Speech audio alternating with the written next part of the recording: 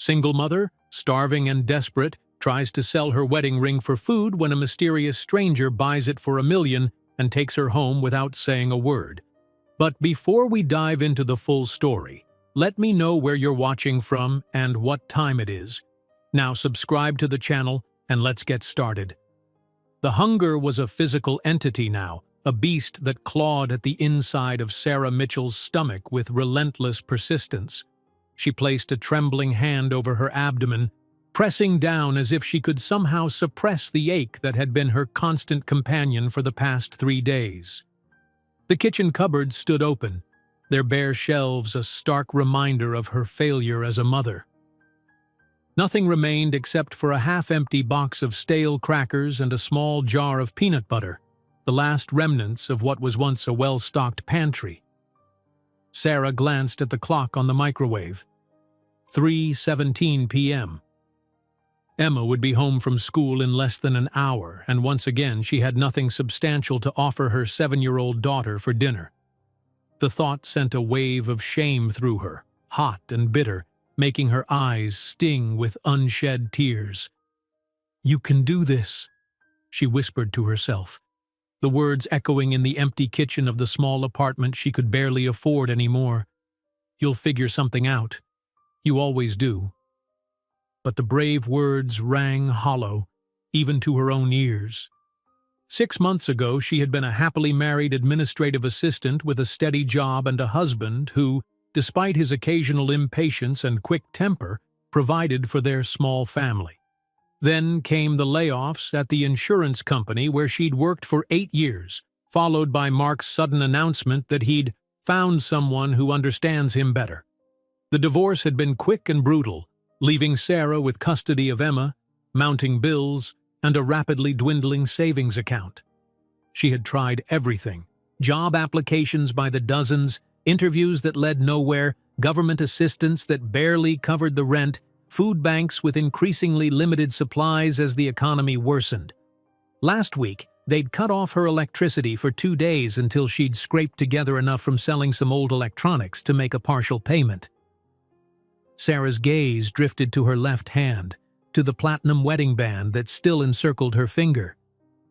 She'd kept it on despite everything, not out of any lingering sentiment for Mark, but because removing it felt like admitting final defeat. It was the last valuable thing she possessed, a reminder of a time when she'd believed in promises and forever. With trembling fingers, she twisted the ring off her finger, holding it up to the afternoon sunlight that filtered through the dusty kitchen window. The simple band gleamed, the small inset diamonds catching the light. Mark had never been particularly generous, but he'd insisted on a respectable ring, something to show his colleagues that he could provide for his wife. "What choice do I have?" Sarah murmured, closing her fist around the ring. Emma needed food. They both did. Pride wouldn't fill their stomachs. Making a sudden decision before she could second-guess herself, Sarah grabbed her worn purse and keys, tucking the ring carefully into the small, zippered pocket inside her wallet. The pawn shop downtown had given her a decent price for Mark's old watch last month. Perhaps they'd be fair with the ring as well. The bus ride downtown took 40 minutes, precious time ticking away before Emma would return to an empty apartment. Sarah had texted Mrs. Henderson across the hall, asking if she could keep an eye out for Emma if she wasn't back in time.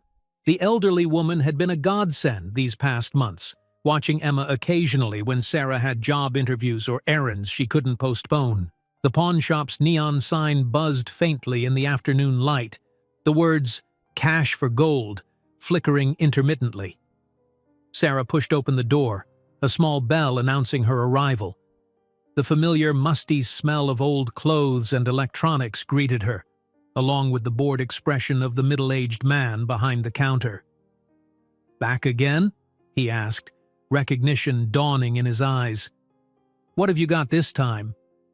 Sarah approached the counter, trying to project a confidence she didn't feel. She extracted the ring from her wallet and placed it carefully on the glass countertop. "My wedding ring," she said, her voice steadier than she expected. "How much can you give me for it?" The pawnbroker picked up the ring, examining it with practiced eyes. He turned it over, tested its weight, then reached for his loupe to inspect the small diamonds. "Platinum," he muttered. "Small stones, decent clarity." He looked up at Sarah. 200. 200, Sarah repeated, disappointment flooding through her. "But it cost over 2,000 new." The man shrugged, unmoved. "That's retail. I've got overhead and I need to make a profit when I sell it. 250 is the best I can do." Sarah's heart sank. $250 would certainly help. It would buy groceries for a couple of weeks if she was careful, but she had hoped for more, something that might give them a cushion, however temporary. "Can you go to 300? She asked, hating the pleading note that had crept into her voice. The pawnbroker's expression hardened slightly. "Lady, I'm running a business here, not a charity. 250, take it or leave it." As Sarah hesitated, the bell above the door jingled again. She glanced over her shoulder to see a man enter the shop. He was tall and impeccably dressed, in what she recognized even with her limited fashion knowledge as an extremely expensive suit. His dark hair was perfectly styled, his shoes gleaming with a polish that spoke of wealth and attention to detail. He looked entirely out of place in the shabby pawn shop. The stranger's eyes, a startling shade of gray, immediately locked onto the ring still lying on the counter between Sarah and the pawnbroker. He approached with a deliberate stride that somehow managed to be both unhurried and purposeful. "Excuse me," he said, his voice a rich baritone that commanded attention without being overly loud. "If you haven't completed your transaction, I'd like to make an offer for that ring." The pawnbroker frowned. "Now wait a minute. This isn't an auction house. The lady and I were in the middle of—" $1 million, the stranger interrupted smoothly. Sarah was certain she had misheard. "I'm sorry, what did you say?" The man reached into his jacket and extracted a checkbook bound in rich leather. $1 million for the ring. I assume that would be acceptable? The pawnbroker's mouth had fallen open, his earlier irritation replaced by stunned disbelief. Sarah felt a surge of lightheadedness wash over her. This couldn't be happening. People didn't just walk into pawn shops and offer $1 million for a simple wedding band worth a tiny fraction of that amount. "This is some kind of joke," she said faintly. "That ring isn't worth anywhere near—" "I'm aware of its market value," the stranger cut in, his tone matter-of-fact as he uncapped an elegant fountain pen. "Nevertheless, my offer stands. $1 million, payable immediately." Sarah looked from the stranger to the pawnbroker, searching for some indication that this was an elaborate prank. But the pawnbroker appeared as baffled as she felt, his eyes wide as he watched the stranger begin writing out a check. "Why?" Sarah finally managed, finding her voice. "Why would you pay so much for this?" For the first time, the stranger hesitated, his pen poised above the checkbook. Something flickered across his face, an emotion Sarah couldn't identify, before his expression returned to its unreadable state. "Let's just say the ring has significant value to me personally," he replied, before resuming his writing. He tore the check from the book with a crisp movement and extended it toward Sarah.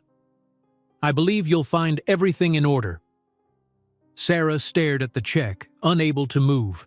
Her name was written on it in elegant script, along with the amount, $1,000. The signature at the bottom read, Alexander Thorne, and the check was drawn on an account at a prestigious bank she recognized from its advertisements featuring exclusively wealthy clients. "This can't be real," she whispered. "I assure you it's quite real," the man, Alexander Thorne, responded. "You're welcome to call the bank to verify the funds if you wish." Sarah's fingers trembled as she reached for the check. This amount of money would change everything. It could pay off her debts, secure a stable home for Emma, provide for her daughter's education, give them security they hadn't had even when Mark was around. It was salvation in the form of a rectangular slip of paper, if it was genuine. "I don't understand," she said, still not taking the check. "People don't just do this." Alexander's expression remained impassive. "The ring, please." Something in his tone, not unkind but brooking no argument, galvanized Sarah into action. She picked up the ring from the counter and held it out to him, watching as he took it with careful fingers and slipped it into his pocket. "The check," he reminded her, still holding it out. Sarah finally accepted it, the paper feeling both impossibly light and unbearably heavy in her hand. "Thank you," she said inadequately, unsure what the proper response was to such an inexplicable act of… what? Generosity? Madness? Something else entirely? "If you'd be so kind," Alexander continued, "I'd like you to accompany me." Sarah blinked, clutching the check tighter. "Accompany you? Where?" "To my home," he replied, as if it were the most natural request in the world. "There are matters we need to discuss regarding the ring." Warning bells sounded in Sarah's mind.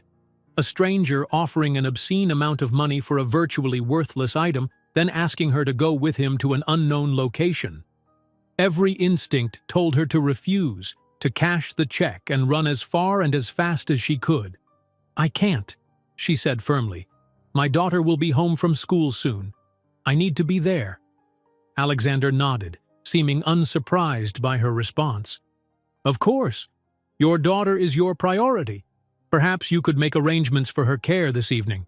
I assure you, what I have to discuss with you is of the utmost importance, both to me and, ultimately, to you and your daughter's future." Sarah hesitated. His words were reasonable, his manner calm and non-threatening. "And yet, I don't even know you," she said. "No," he agreed. "You don't. But I know a great deal about you, Sarah Mitchell, and about your daughter Emma. I know about the difficulties you've faced since Mark left, about your struggle to find employment, about the electricity being shut off last week." Sarah took an involuntary step back, alarm shooting through her. "How could you possibly know all that?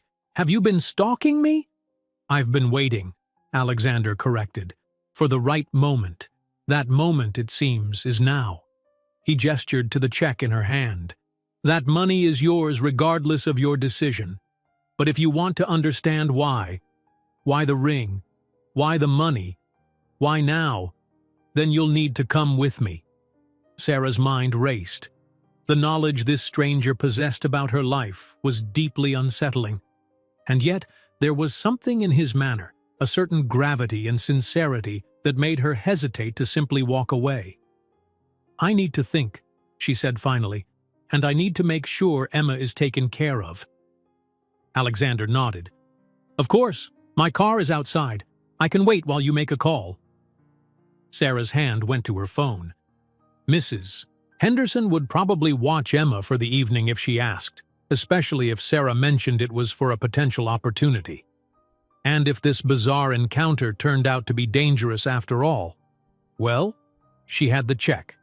She could leave it with Mrs. Henderson, tell her to cash it for Emma if Sarah didn't return. The thought sent a chill down her spine. What was she considering?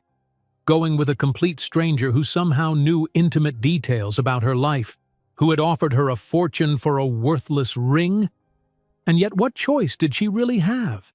If the check was real, it represented salvation. If Alexander Thorne's intentions were genuine, perhaps there was an explanation for all of this, one that might make sense of the incomprehensible situation she found herself in. "All right," she said finally, meeting Alexander's steady gaze. "I'll come with you. But I need to make arrangements for my daughter first." He inclined his head slightly. "I'd expect nothing less." As Sarah stepped outside the pawn shop to make her call, she couldn't shake the feeling that she was standing at a crossroads, about to take a step that would irrevocably change the course of her life. Whether for better or worse remained to be seen. Sarah's hands trembled as she dialed Mrs. Henderson's number, her mind still reeling from the encounter in the pawn shop. When the elderly woman answered, Sarah found herself constructing a vague explanation about an unexpected job opportunity, the words tumbling out in a rush that didn't entirely make sense even to her own ears. "Of course I'll watch Emma, dear," Mrs. Henderson said, her voice warm with concern. "You take whatever chance you need to. Heaven knows you've been working yourself to the bone." "I'll make it up to you," Sarah promised, relief washing through her. "I've left a snack for Emma in the fridge. Her homework is usually pretty light on Thursdays, but if she needs help with her reading—" "Sarah," Mrs. Henderson interrupted gently, "we'll be fine. You know Emma's like a granddaughter to me. Go do what you need to do."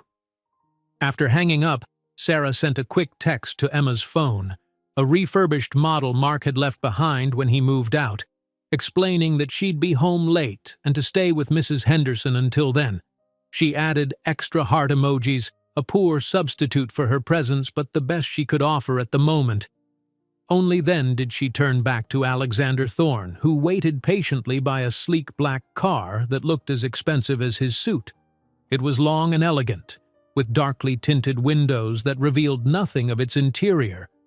A uniformed driver stood at attention beside the rear passenger door. "Everything's arranged," she said, tucking her phone back into her purse where it rested beside the check that still seemed impossibly, absurdly real. Alexander nodded, then gestured to the waiting car. "Shall we?"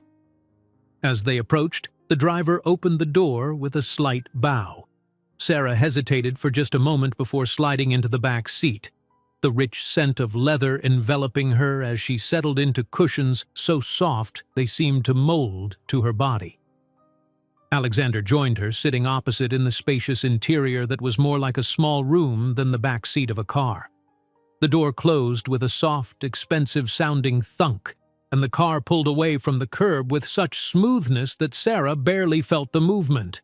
The privacy partition between them and the driver was raised, enclosing them in a cocoon of quiet luxury. "I imagine you have questions," Alexander said, breaking the silence.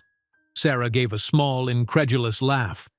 "That's something of an understatement, Mr. Thorne." "Alexander, please." "All right, Alexander." She paused, trying to organize her thoughts. There were so many questions crowding her mind, it was difficult to know where to begin. "Let's start with the obvious. Why would you pay $1 million for a ring that's worth maybe a few hundred?" Alexander's gaze shifted to the window, watching the city pass by outside. For a moment, Sarah thought he might not answer, but then he spoke, his voice low and measured. "The ring itself is merely a symbol, a key of sorts. Its monetary value is irrelevant compared to what it represents." He turned back to her. "To explain properly, I need to tell you a story. One that might seem difficult to believe at first, but I ask for your patience." Outside, the city landscape was changing. They had left the downtown area with its mix of commercial buildings and were now traveling through increasingly affluent neighborhoods, the houses growing larger and farther apart, set back from the road behind manicured lawns and ornate gates. "I'm listening," Sarah said, trying to ignore the growing distance between this unfamiliar world of wealth and the small apartment where her daughter would now be waiting for her return. 27 years ago, Alexander began, a young woman named Elise Thorne, my mother, made a choice that would alter the course of many lives, including yours and mine. His expression remained impassive, but Sarah noticed his hands tense slightly. She fell in love with a man my father considered beneath our family's station. When she became pregnant, she was given an ultimatum: terminate the pregnancy and remain in the family or leave with nothing. Sarah's brow furrowed. "I don't understand what this has to do with my ring." "Patience," he said, the word not unkind but firm. "My mother chose to leave. She abandoned a life of privilege to be with the man she loved and to have their child. My father, in his fury, disowned her completely. The Thorne family has significant resources and influence. He ensured that no door would open for them, that no opportunity would arise. They struggled. The car turned onto a private road, passing through ornate iron gates that opened automatically at their approach. Sarah caught glimpses of expansive grounds through the trees lining the driveway before returning her attention to Alexander's story.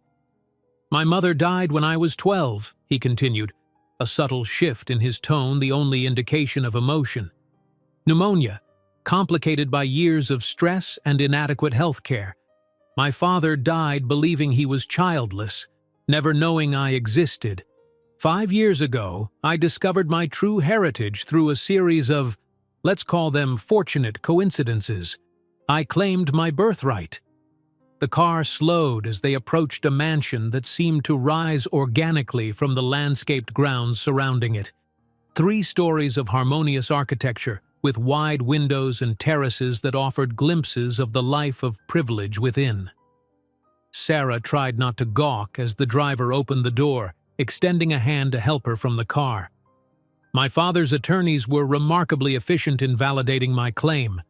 Alexander continued as they walked toward the house, his long strides measured to allow Sarah to keep pace beside him. DNA testing, documentation of my mother's life after leaving the family. It was all very thorough and very discreet. The front doors opened as they approached, revealing a foyer of marble and tasteful opulence. A middle-aged woman in simple but elegant clothing greeted them with a respectful nod. "Welcome home, Mr. Thorne. Will your guest be staying for dinner?" "Yes, Mrs. Winters. We'll take tea in the library first, thank you."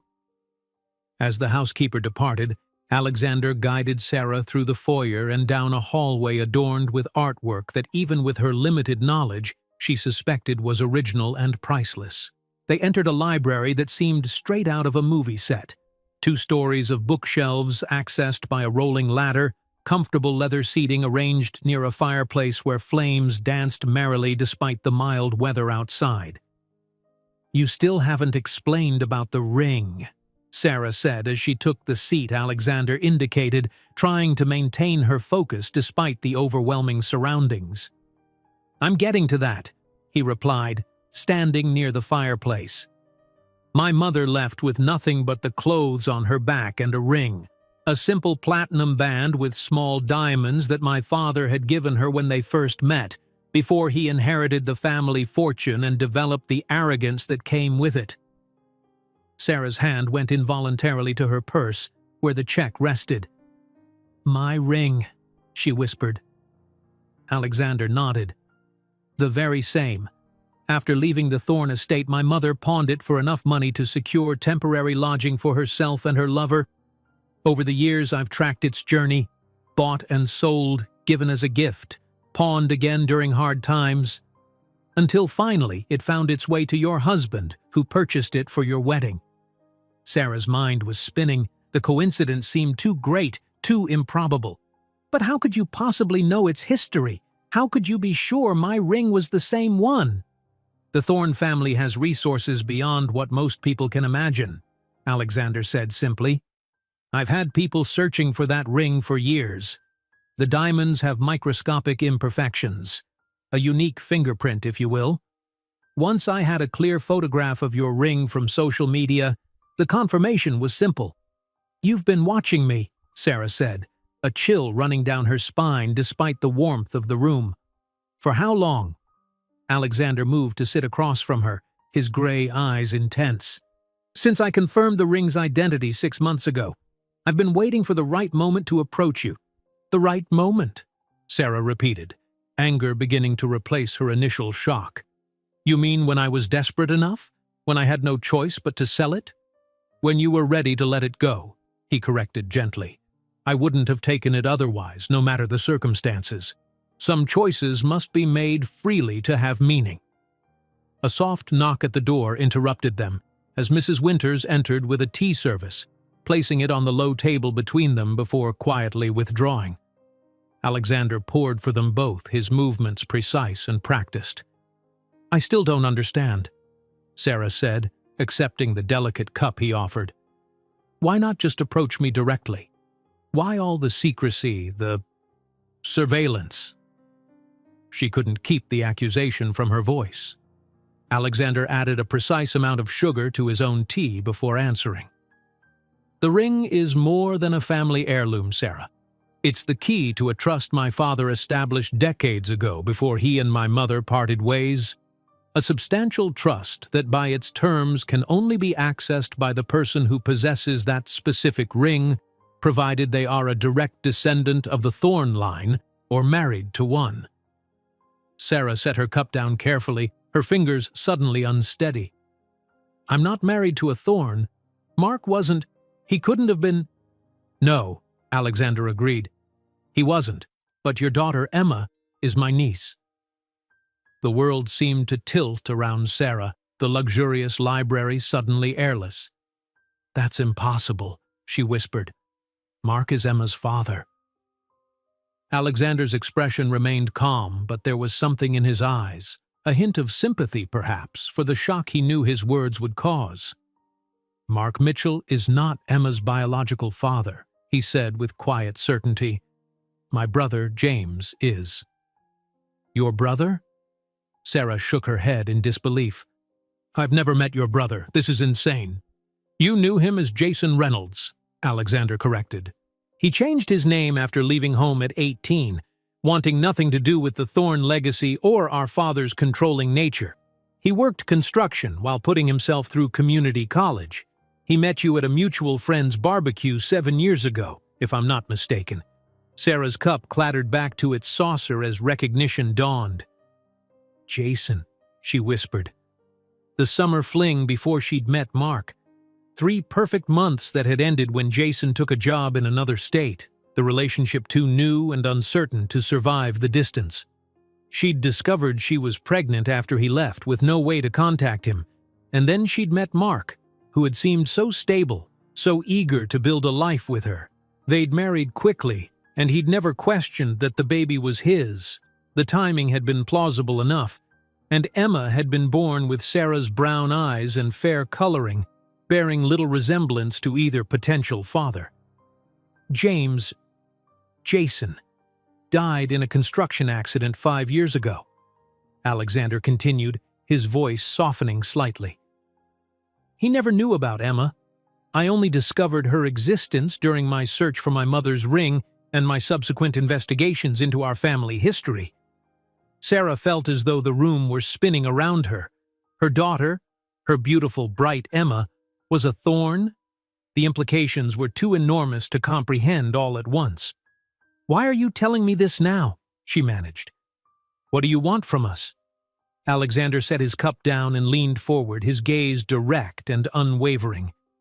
I want to acknowledge Emma as a thorn. I want to provide for her future, ensure she has every opportunity that should rightfully be hers by birth, and I want to offer you, as her mother and guardian, the security and respect you deserve. In exchange for what? Sarah asked, suspicion cutting through her shock. In exchange for nothing, Alexander replied. The money I've given you is already yours to keep, regardless of your decision. But there is more, much more that could be Emma's by right. I merely ask for the chance to be part of her life, to be the uncle she deserves. Sarah stared at him, trying to reconcile the bizarre turn her life had taken in the span of a few hours. This morning, she'd been worried about feeding her daughter dinner. Now, she was sitting in a mansion worth millions, being told that Emma was the niece of one of the wealthiest men in the country. I need proof, she said finally, of everything. Alexander nodded as if he'd expected nothing less. Of course, I have documentation, DNA test results, photographs, everything you'll need to verify what I've told you, and I'm prepared to submit to additional testing if you wish. The library door opened again and Mrs. Winters appeared. Dinner is served, Mr. Thorne. Alexander rose, extending a hand to Sarah. Shall we continue our discussion over a meal? I imagine you must be hungry. Sarah hesitated before taking his hand, allowing him to help her to her feet. The hunger that had gnawed at her earlier seemed distant now, replaced by a different kind of emptiness. The disorienting feeling of having the foundations of her world shifted beneath her. I still have so many questions, she said. And I'll answer all of them, Alexander promised. We have time now. All the time you need. As they left the library, Sarah couldn't help feeling that she had crossed a threshold from which there was no return. Whatever came next would irrevocably change her life, and Emma's, for better or worse, remained to be seen. The dining room was arranged with the same understated elegance that characterized the rest of Alexander's home. A long table of polished mahogany gleamed in the light of a crystal chandelier, but Alexander directed Sarah to a more intimate setting in one corner where two places had been set opposite each other. The formality of the arrangement, multiple forks and spoons laid out with precision, crystal glasses catching and reflecting the light, made Sarah acutely aware of her worn jeans and simple blouse. "Please, sit," Alexander said, seemingly oblivious to her discomfort as he held out a chair for her. As she took her seat, a server appeared silently to unfold a crisp linen napkin across her lap. Another poured water into her glass. Sarah watched the choreographed service with a mixture of fascination and unease, the normalcy with which Alexander accepted such attention, highlighting the vast gulf between their worlds. "I imagine this is all a bit overwhelming," Alexander said once they were alone, a first course of something delicate and artfully arranged placed before them. Sarah gave a small, incredulous laugh. "You could say that." She looked down at the dish, uncertain of how to approach it. "A few hours ago, I was wondering how to stretch a jar of peanut butter to feed my daughter dinner." Something flickered in Alexander's eyes, regret, perhaps, or guilt. "I apologize for not approaching you sooner. The timing had to be right." "So you said. But what I still don't understand is why it matters, why the ring matters." Sarah picked up what she hoped was the correct fork and took a small bite of her food, trying not to show how the explosion of flavor affected her after days of bland, meager meals. Alexander took a sip of his water before answering. "The terms of the trust my father established are peculiar, but legally binding. It stipulates that the ring must be freely given by its owner to a Thorne descendant for the trust to be activated. My mother's leaving with it complicated matters considerably. And this trust, it's for Emma? Originally, it was established for any children my parents might have had together. When my father disowned my mother, he never updated the trust's terms, perhaps out of oversight, perhaps because some part of him couldn't fully let go." Alexander's voice remained even, but Sarah sensed deeper emotions beneath the surface. "The ring becoming yours, and then finding its way to me through your decision to sell it, has created a unique situation where the trust can now be accessed for Emma's benefit." "How much?" Sarah began, then stopped, unsure if the question was too crass, but her practical side needed to know. "How much is in this trust?" "The initial endowment was $10 million, Alexander replied matter-of-factly. "With investment growth over the past 30 years, it's currently valued at approximately $78 million. Sarah nearly choked on her food. $78 million? For Emma? With proper management, it will continue to grow until she reaches maturity. The terms allow for educational expenses to be drawn earlier, of course, and there are provisions for health care and general welfare that can be accessed immediately." A server appeared to remove their plates and replace them with the next course, something with perfectly seared fish and a delicate sauce. Sarah barely noticed the transition, her mind still grappling with the figure Alexander had mentioned so casually. "This is..."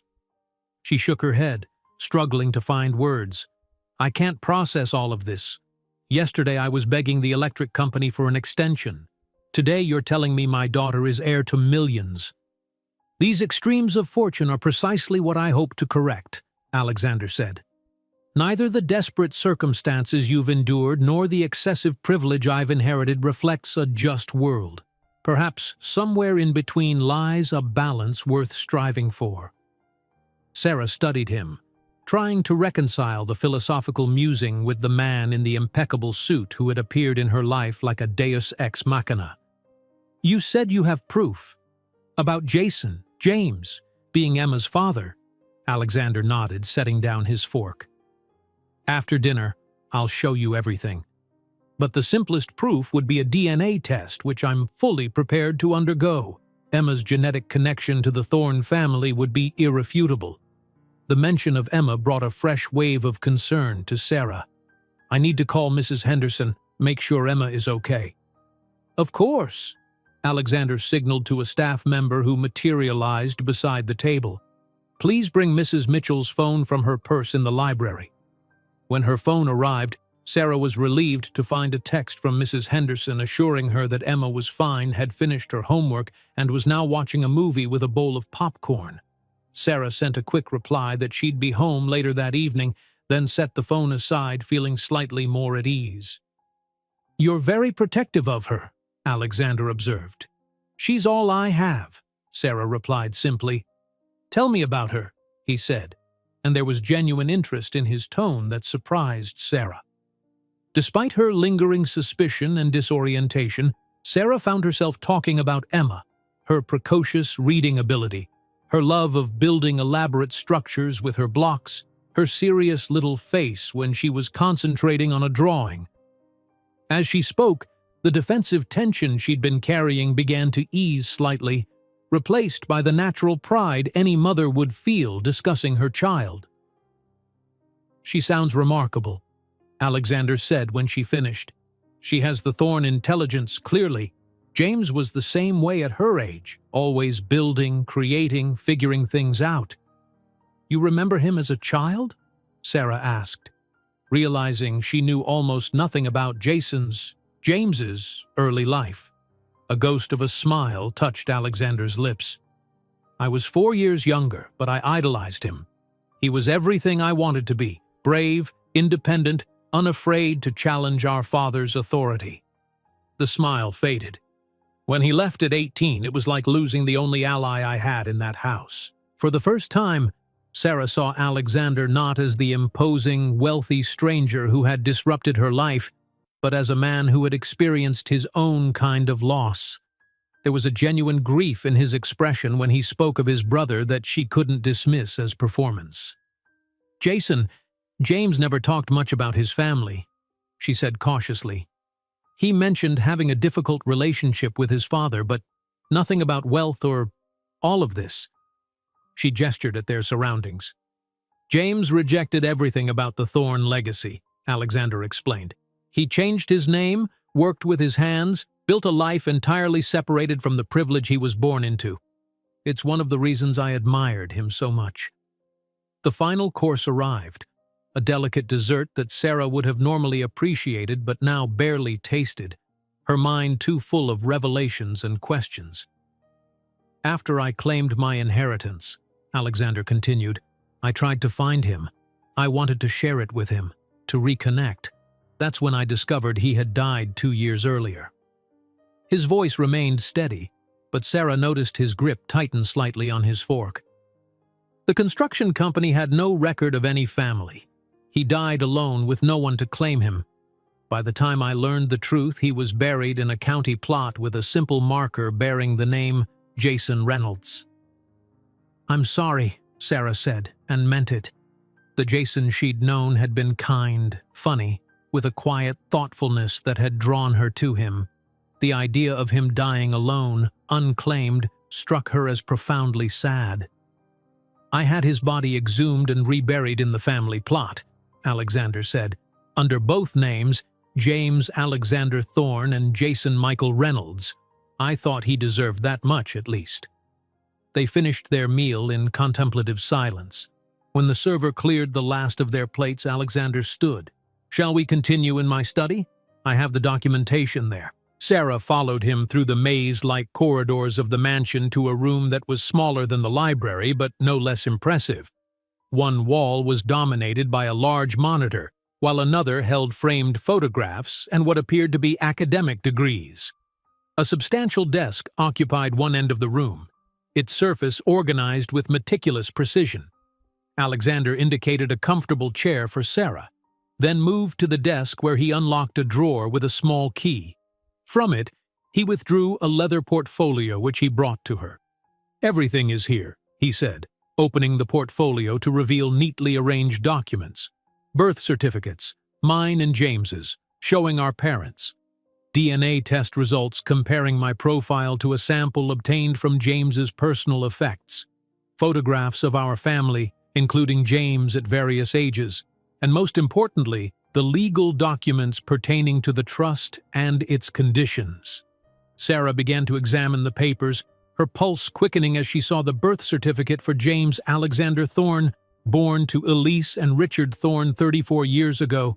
The face in the photographs was unmistakably Jason, younger in some, but with the same kind eyes and determined jaw she remembered. "When did you first suspect that Emma might be his?"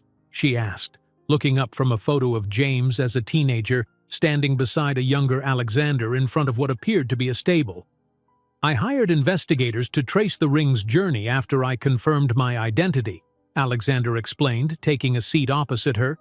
"They tracked it through various owners until it was purchased by Mark Mitchell 7 years ago. In researching your background to approach you about acquiring the ring, they discovered that your daughter was born 8 months after your marriage. It raised questions, particularly when I saw her photograph." He reached for the portfolio and extracted another picture, this one showing a young boy of perhaps 6 or 7. The resemblance to Emma was striking. The same shape of the eyes, the same determined set of the mouth. "James at Emma's age," Alexander said quietly. "The family resemblance is unmistakable, at least to me. A DNA test would confirm it, absolutely, of course." Sarah ran her fingers over the photograph, trying to process the implications. If what Alexander was saying was true, and the evidence was becoming difficult to dismiss, then everything she thought she knew about her daughter's heritage was wrong. Emma wasn't Mark's child. She was the niece of one of the wealthiest men in the country, heir to a fortune Sarah could barely comprehend. "What happens now?" she asked, her voice barely above a whisper. "That depends largely on you," Alexander replied. "The money I gave you for the ring is yours, unconditionally. If you wish to take it and continue your life as before, I won't stop you. But I hope you'll consider allowing me to be part of Emma's life and yours. Not to control or dictate, but to provide the opportunities and security that are rightfully hers." Sarah closed the portfolio, needing a moment to think. The practical part of her mind, the part that had been stretched to breaking point trying to provide for her daughter, recognized the undeniable advantages Alexander's offer presented. No more worrying about rent or food or electricity. Emma could have the best education, medical care, opportunities Sarah had never dreamed of being able to provide. But another part of her was afraid. Afraid of the strings that might be attached to such generosity. Afraid of losing control over her daughter's life. Afraid of entering a world so foreign to everything she knew. "I need time," she said finally. It's too much to process all at once. I need to think, to consider what's best for Emma."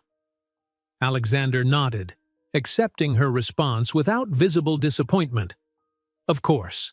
Take all the time you need. The offer stands, regardless of when you decide." He rose and moved to the desk again, returning with a business card which he handed to her. "My private number. Call any time, day or night, when you're ready to talk further." Sarah took the card, running her thumb over the embossed lettering. "I should get home to Emma." "My driver will take you," Alexander said, pressing a button on his desk. "And Sarah, thank you for listening, for being willing to consider what I've shared. Whatever you decide, know that my intentions are sincere.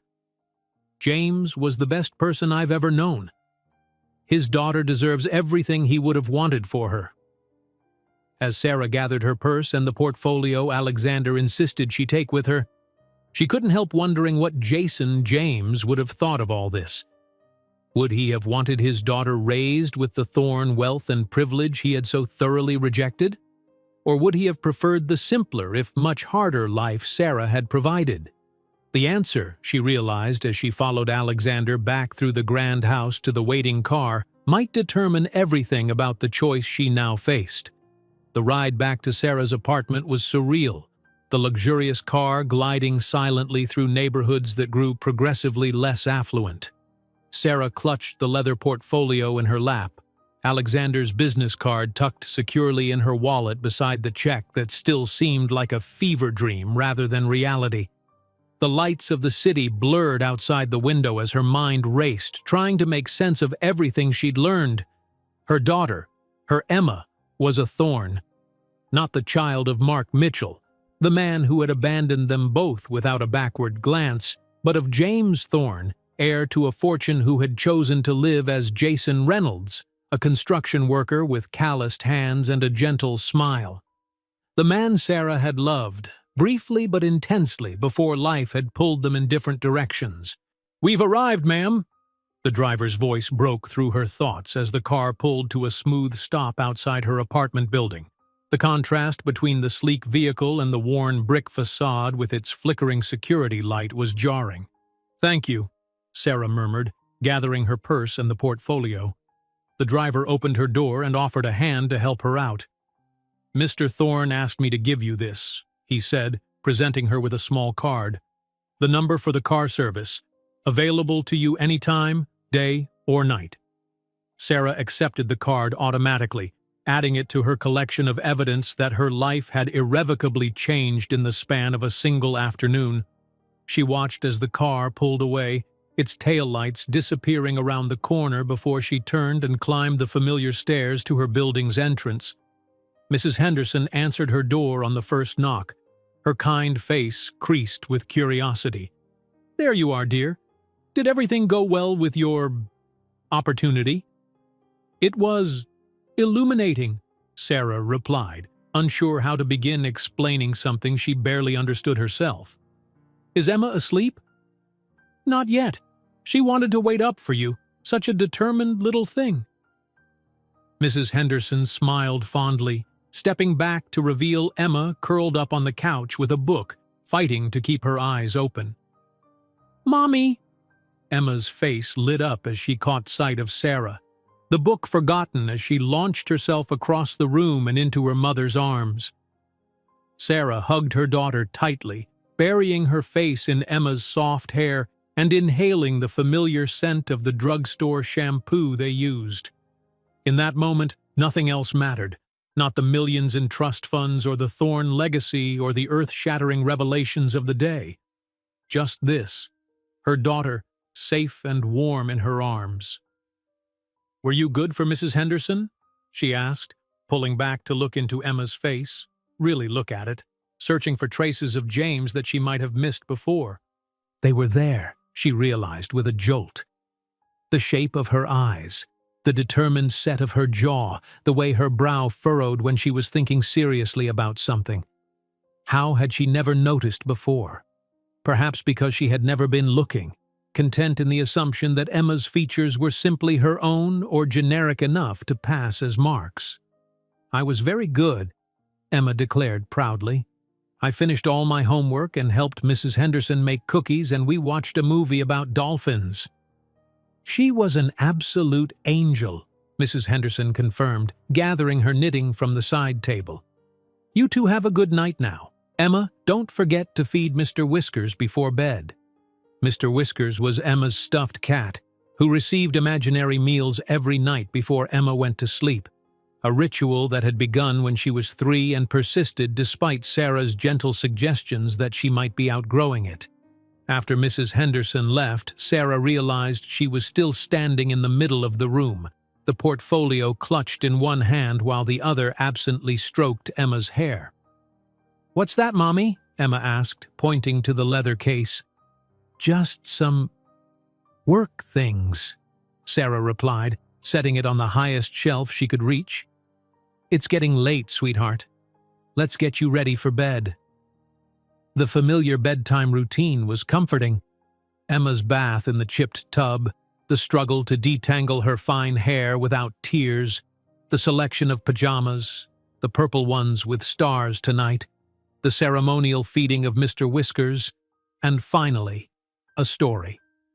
Sarah read with more attention than usual to the small body curled against her side, hyper-aware of the Thorne blood flowing through her daughter's veins.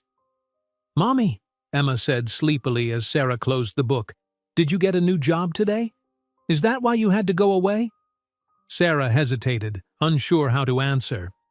"Not exactly," she said finally. "But I did meet someone who knew your daddy before I did." It wasn't a lie, she told herself. Not really. James had been Emma's father, not Mark, though neither man had ever actually been a father to Emma in any way that mattered. "Oh," Emma said, her interest clearly mild as sleep began to claim her. "Did they tell you stories about him?" "Some," Sarah whispered, kissing her daughter's forehead. "Go to sleep now, sweetheart. We can talk more tomorrow." Once Emma was asleep, Sarah retreated to the small kitchen table with the portfolio and her laptop. The check for $1 million she placed in a zippered compartment of her purse, still half convinced it would vanish if she looked at it too long. Then she began to systematically verify everything Alexander had told her. The Thorne family was easy enough to research. Article after article detailed the family's wealth, influence, and occasional scandals. Richard Thorne had indeed died 5 years ago, leaving behind an estate valued at hundreds of millions of dollars. There had been speculation about who would inherit, as he had no known children, but then a previously unknown heir had emerged, Alexander Thorne, who proved through DNA testing to be Richard's son. Sarah found photographs of Alexander at charity events, business functions, the occasional society gala. He appeared as she had seen him today, impeccably dressed, composed, his expression revealing little. There were no scandals attached to his name, no wild parties or public indiscretions. He seemed to have stepped into his role as the Thorne heir with a seriousness that bordered on severity. Next, she searched for information about James Thorne. This proved more difficult, as he had effectively disappeared from public record after leaving home. But she did find an obituary for Jason Reynolds, killed in a construction accident 5 years ago. The sparse details matched what Alexander had told her. No family mentioned, burial arranged by the county. Her fingers hovered over the keyboard before she typed in another search. Elise Thorne. The results were fewer, mostly mentions in society pages from decades ago. A young, beautiful woman with a reserved smile, standing beside Richard Thorne at various events. Then, abruptly, the mentions stopped. No divorce announcement, no explanation for her absence. She had simply vanished from the public record, just as Alexander had described. Sarah was so absorbed in her research that she jumped when her phone vibrated with a text message. It was from a number she didn't recognize. "I hope you arrived home safely. I've taken the liberty of scheduling an appointment with my personal attorney tomorrow at 10 a.m. Should you wish to have the trust documents reviewed independently, a car will be available if needed. Alexander Thorne." Sarah stared at the message, a complex mix of emotions washing over her. On one hand, she appreciated that Alexander was providing resources for her to verify his claims independently. On the other, the presumption that she could drop everything for a morning appointment rankled. She was about to set the phone aside without responding when another message arrived. "I realize this is all happening very quickly. Please know that everything proceeds at your pace. The appointment can be rescheduled or canceled entirely. My only aim is to provide you with the information and resources you need to make decisions that are best for you and Emma." The acknowledgement of her agency softened Sarah's initial reaction. She typed a careful reply. "Thank you. I'll let you know in the morning about the appointment. I need time to process everything." His response came quickly. "Of course. Good night, Sarah." Setting the phone down, Sarah returned to the portfolio, examining the birth certificates and other documents more carefully. Everything appeared legitimate, though she wasn't expert enough to detect a sophisticated forgery. The trust documents were complex legal language that made her head swim, but the basic terms seemed clear enough. The trust was established for the children of Richard and Elise Thorne, with the stipulation that the ring must be freely given to a Thorne descendant by its current owner. As she studied the photographs again, James at various ages, so clearly the same person she had known as Jason, a memory surfaced. Jason telling her about a ring his mother had given him when he left home, how he'd had to sell it during a particularly rough patch. "The only thing of value I ever had," he'd said with a rueful smile, "and I traded it for 2 months' rent and a used truck." Had that been the same ring? It seemed impossible. And yet, Sarah's gaze drifted to the small bookcase in the corner where a few framed photos were displayed. One showed her and Jason at a lake, their faces sun-kissed and laughing as they leaned against each other. It had been taken by a friend during a weekend camping trip, one of the few photographs she had of him. She'd kept it displayed even after marrying Mark, explaining it away as a picture with an old friend. She crossed to the bookshelf and picked up the frame, studying Jason's face more intently than she had in years. The kind eyes, the way one corner of his mouth lifted slightly higher than the other when he smiled, the strong jawline that Emma had inherited. A lump formed in her throat as she realized Jason was dead, had been dead for 5 years. There would never be a chance for him to know his daughter, for Emma to know her real father. Whatever his reasons for leaving and never returning, that possibility was gone forever. Sarah replaced the photograph and checked on Emma, who was sleeping soundly, one arm flung over Mr. Whiskers. The sight of her daughter's peaceful face brought a clarity she had been lacking since the moment Alexander Thorne had appeared in the pawnshop. Whatever she decided about Alexander's offer, about the trust fund and the Thorne legacy, it had to be what was best for Emma, not what was easiest for Sarah or what assuaged her pride or what kept her in control, but what would give Emma the best chance at a happy, fulfilling life. Returning to the kitchen table, Sarah reopened her laptop and began a new search. This time, she looked for information about the attorney Alexander had mentioned. If she was going to make an informed decision, she needed expert advice from someone who understood the legal complexities involved.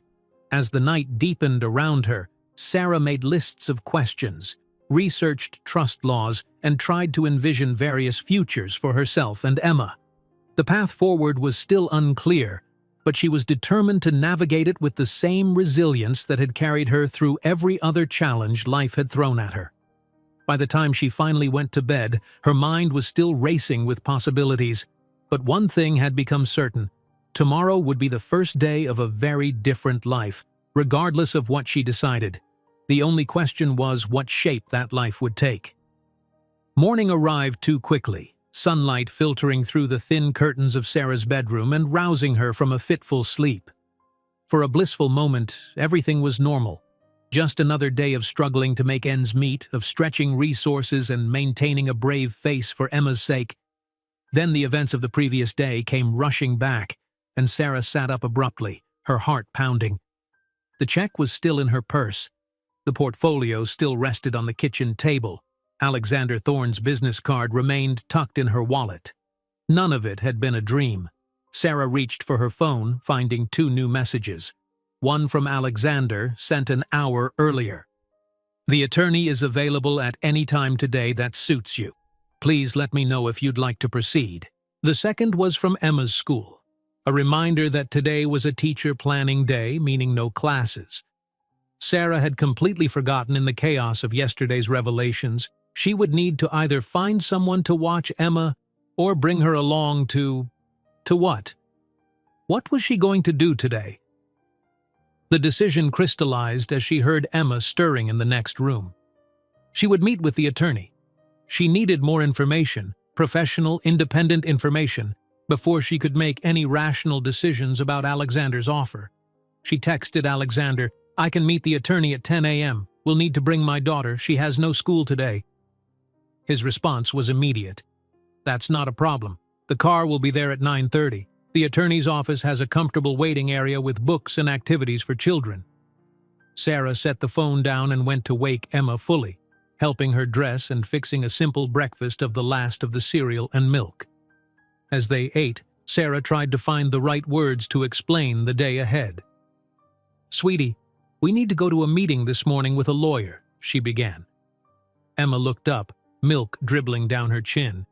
"Are we in trouble?" "No, not at all," Sarah assured her quickly. "Remember I told you I met someone who knew your daddy? Well, he's your daddy's brother. your uncle, and he wants to help us." Emma's brow furrowed in confusion. "I have an uncle, like Joey has Uncle Rick who brings him Legos." Sarah smiled despite her tension. "Something like that.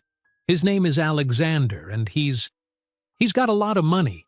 He wants to share it with us because you're his family." "Are we going to be rich?" Emma asked, her 7-year-old mind immediately grasping the most tangible implication.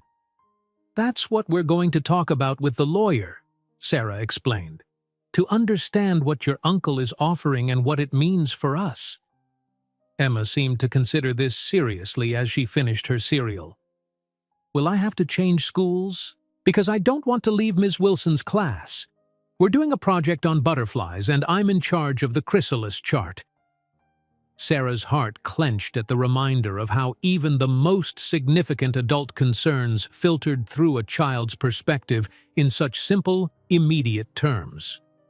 "I don't know yet, sweetie, but I promise whatever happens I'll make sure you get to finish your butterfly project."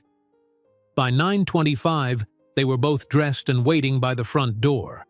Emma in her second-best outfit, a dress she'd received for her birthday that was already growing a bit short, and Sarah in the only professional attire she still owned, a navy skirt and white blouse she'd worn to job interviews. The leather portfolio sat beside them, along with Sarah's purse containing the all-important check and Alexander's contact information. "Are we going to ride in a taxi?" Emma asked excitedly as they headed downstairs. "Not exactly," Sarah replied, just as the black car pulled up in front of their building.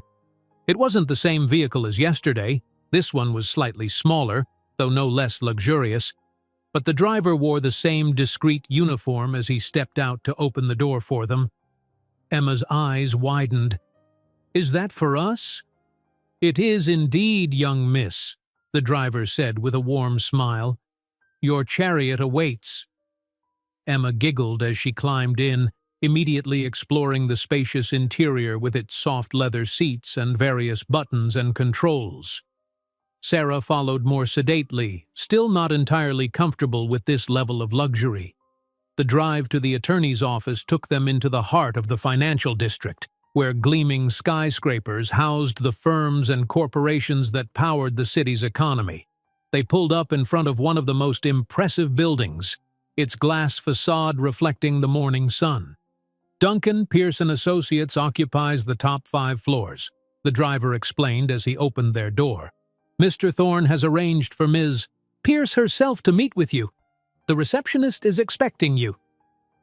The lobby was all marble and understated opulence, with a security desk where they were issued visitor badges after showing identification. A private elevator whisked them to the 47th floor, where they were greeted by a poised young woman at a reception desk. "Mrs. Mitchell, Ms. Pierce is expecting you, and this must be Emma," she added with a genuine smile for the wide-eyed child. "We have a special area for young visitors just through there, with books and art supplies and even a few games. Would you like to see?" Emma looked to Sarah for permission, and after receiving a nod, followed the receptionist to a brightly colored area visible through glass walls, a stark contrast to the muted elegance of the rest of the office. "Ms. Pierce will be with you momentarily," the receptionist assured Sarah, before settling Emma with a drawing pad and colored pencils. Sarah took a seat in the waiting area, the portfolio clutched in her lap like a shield. She felt distinctly out of place amid the expensive furnishings and well-dressed professionals who occasionally passed through.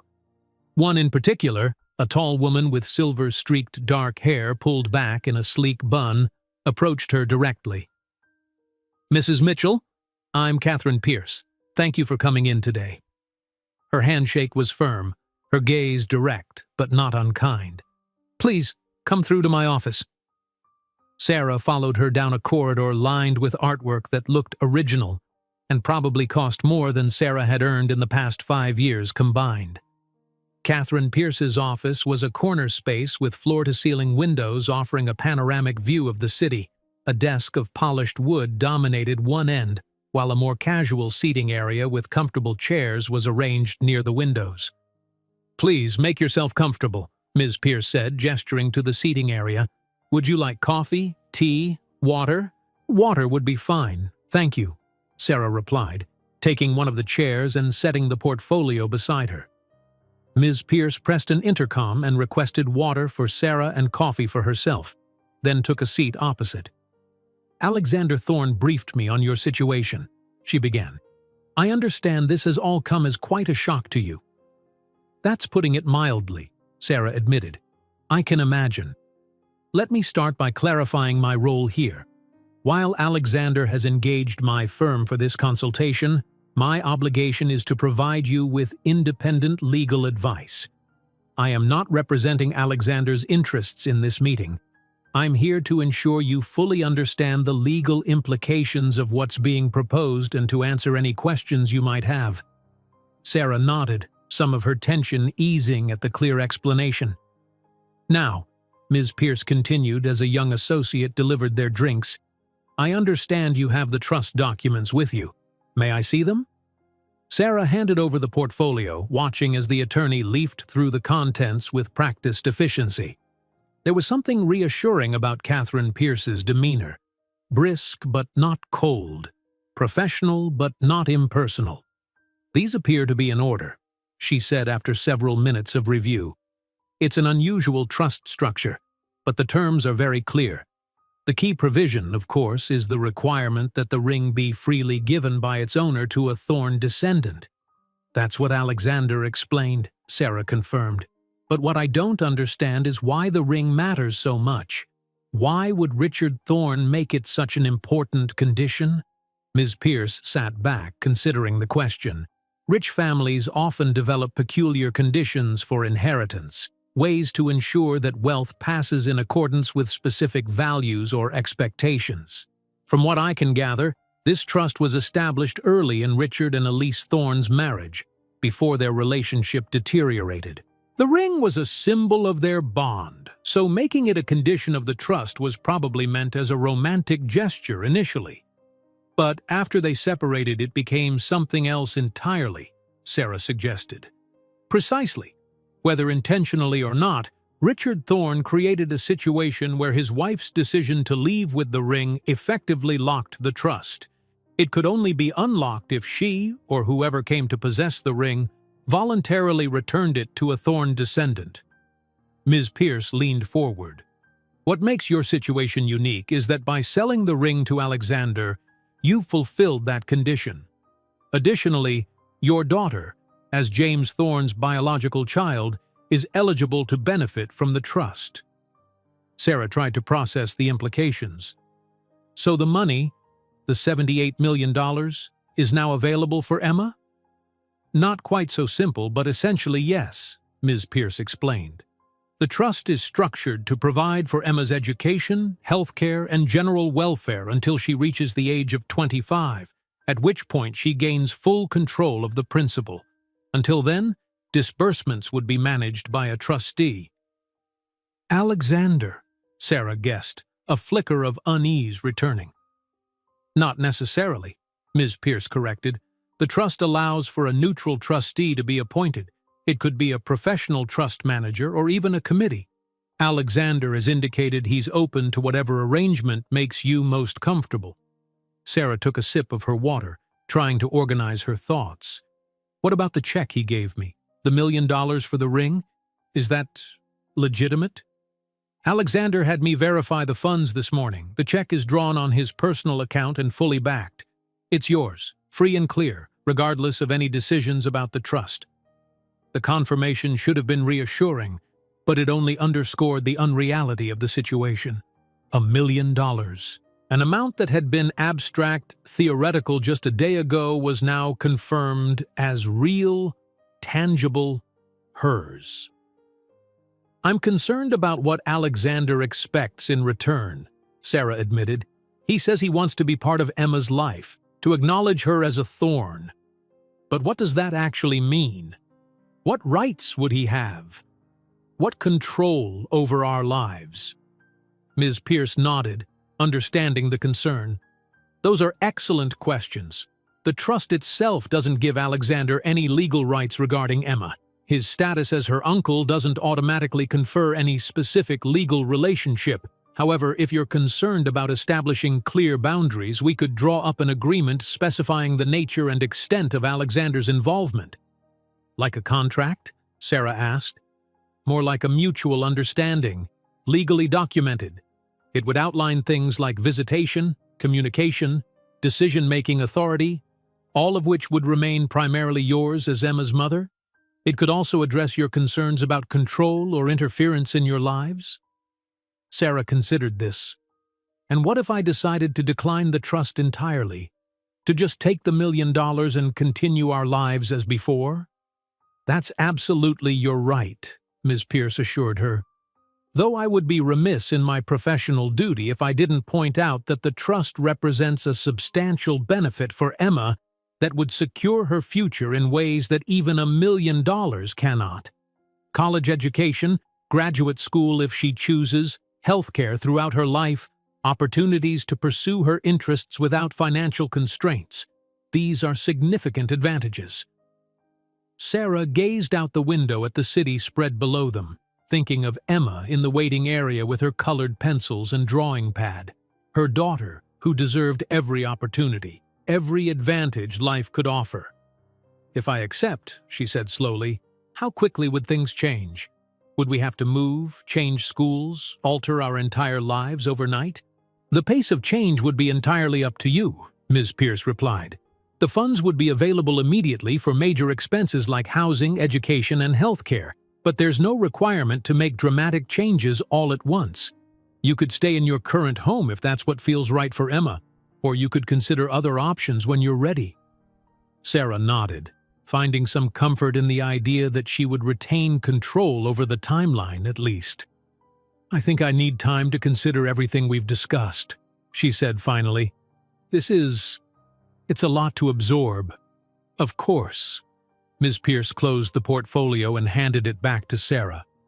Take all the time you need. I'm available to answer any further questions that arise as you consider your options. As they stood, Ms. Pierce added, For what it's worth, Mrs. Mitchell, I've known Alexander Thorne professionally for several years. He's a man of his word, and not given to impulsive or frivolous actions. Whatever his reasons for approaching you as he did, I believe his intentions toward you and your daughter are genuine.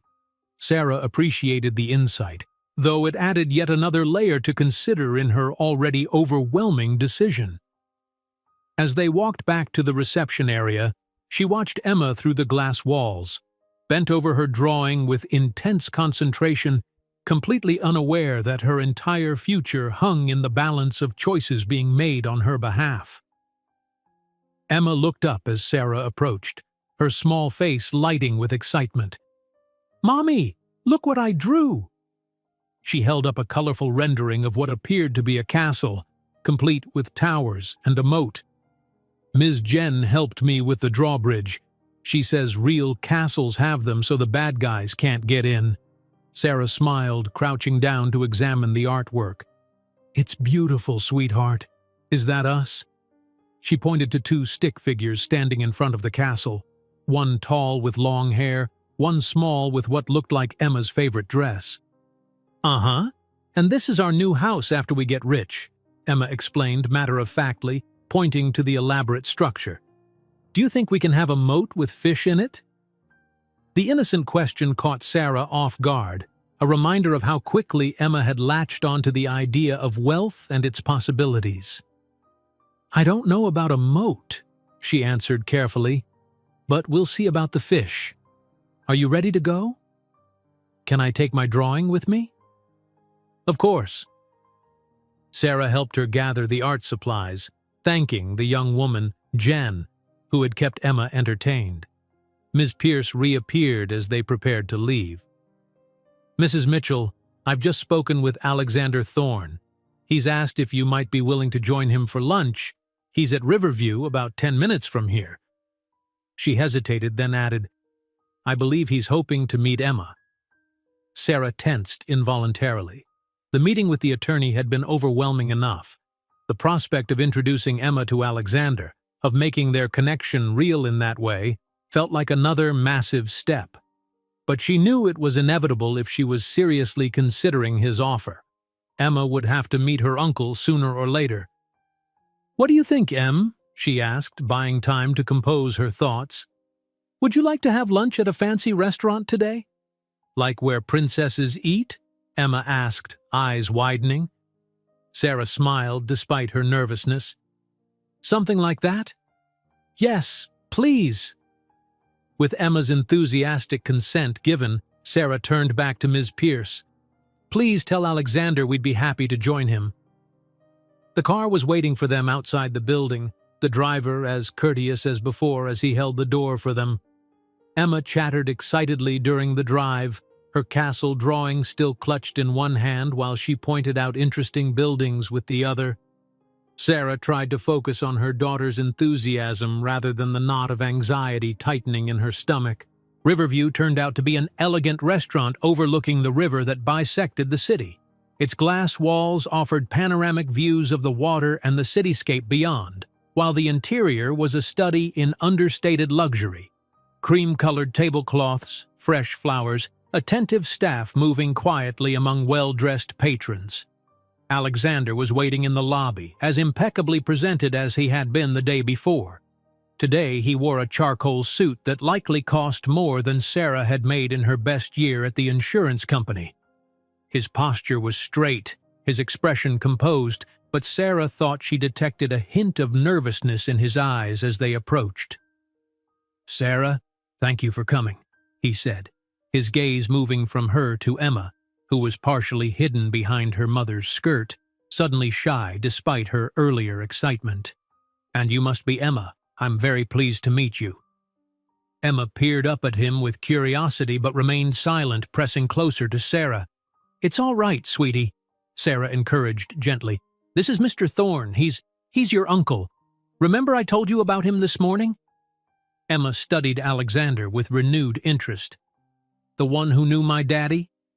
Alexander's composed expression faltered slightly, a flash of emotion crossing his face before he masked it. "That's right. Your father was my brother. We grew up together." "Did you play games with him?" Emma asked, her natural curiosity beginning to overcome her shyness. "We did," Alexander confirmed, his voice softening. "We built forts in the woods behind our house and had sword fights with sticks. Your father always won." Emma giggled, delighted by this glimpse into her unknown father's childhood. "I made a castle today," she announced, holding up her drawing. "It has a drawbridge to keep out bad guys." Alexander knelt down to her level, examining the artwork with genuine interest. "This is excellent work. You have a good eye for detail, just like your father did." The simple comparison seemed to break through the last of Emma's reserve. She beamed, moving out from behind Sarah to show Alexander the finer points of her castle design. "Your table is ready, Mr. Thorne," a host interrupted discreetly. Alexander straightened and offered his hand to Emma. "Shall we have lunch in the castle dining room, Princess Emma?" Emma glanced at Sarah for permission, then took Alexander's hand with a solemn nod. "Yes, please." Their table was positioned near the windows, offering a spectacular view that immediately captured Emma's attention.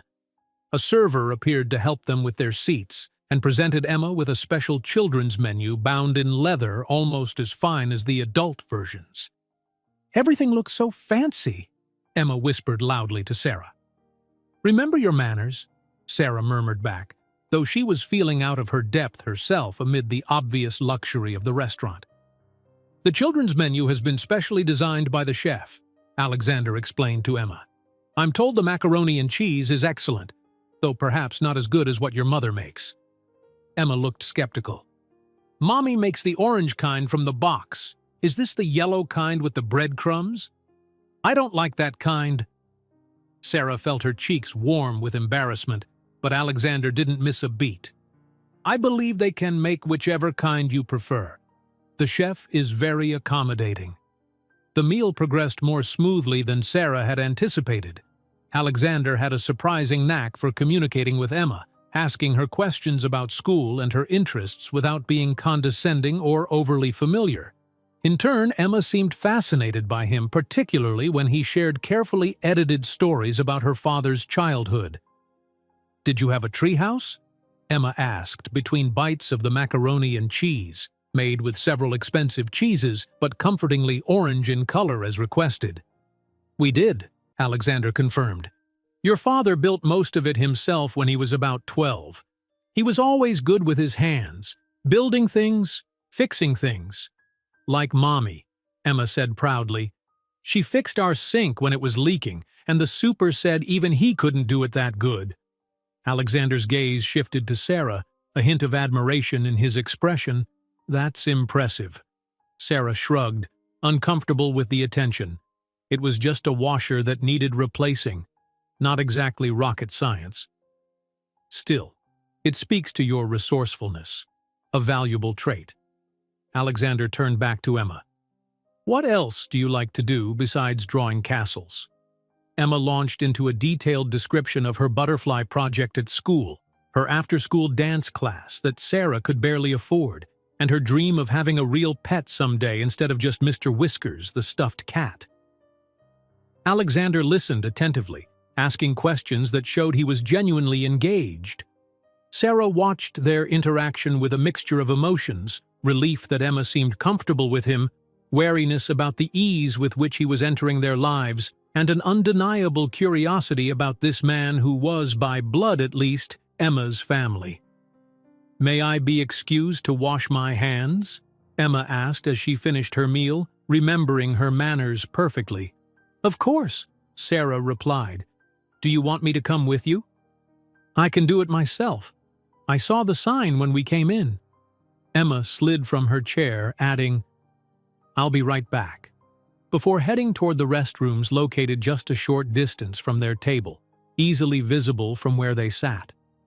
In the sudden quiet left by Emma's departure, Sarah found herself alone with Alexander for the first time since leaving his home the previous evening. He watched Emma until she disappeared into the restroom, then turned his attention to Sarah. "She's remarkable," he said with quiet sincerity.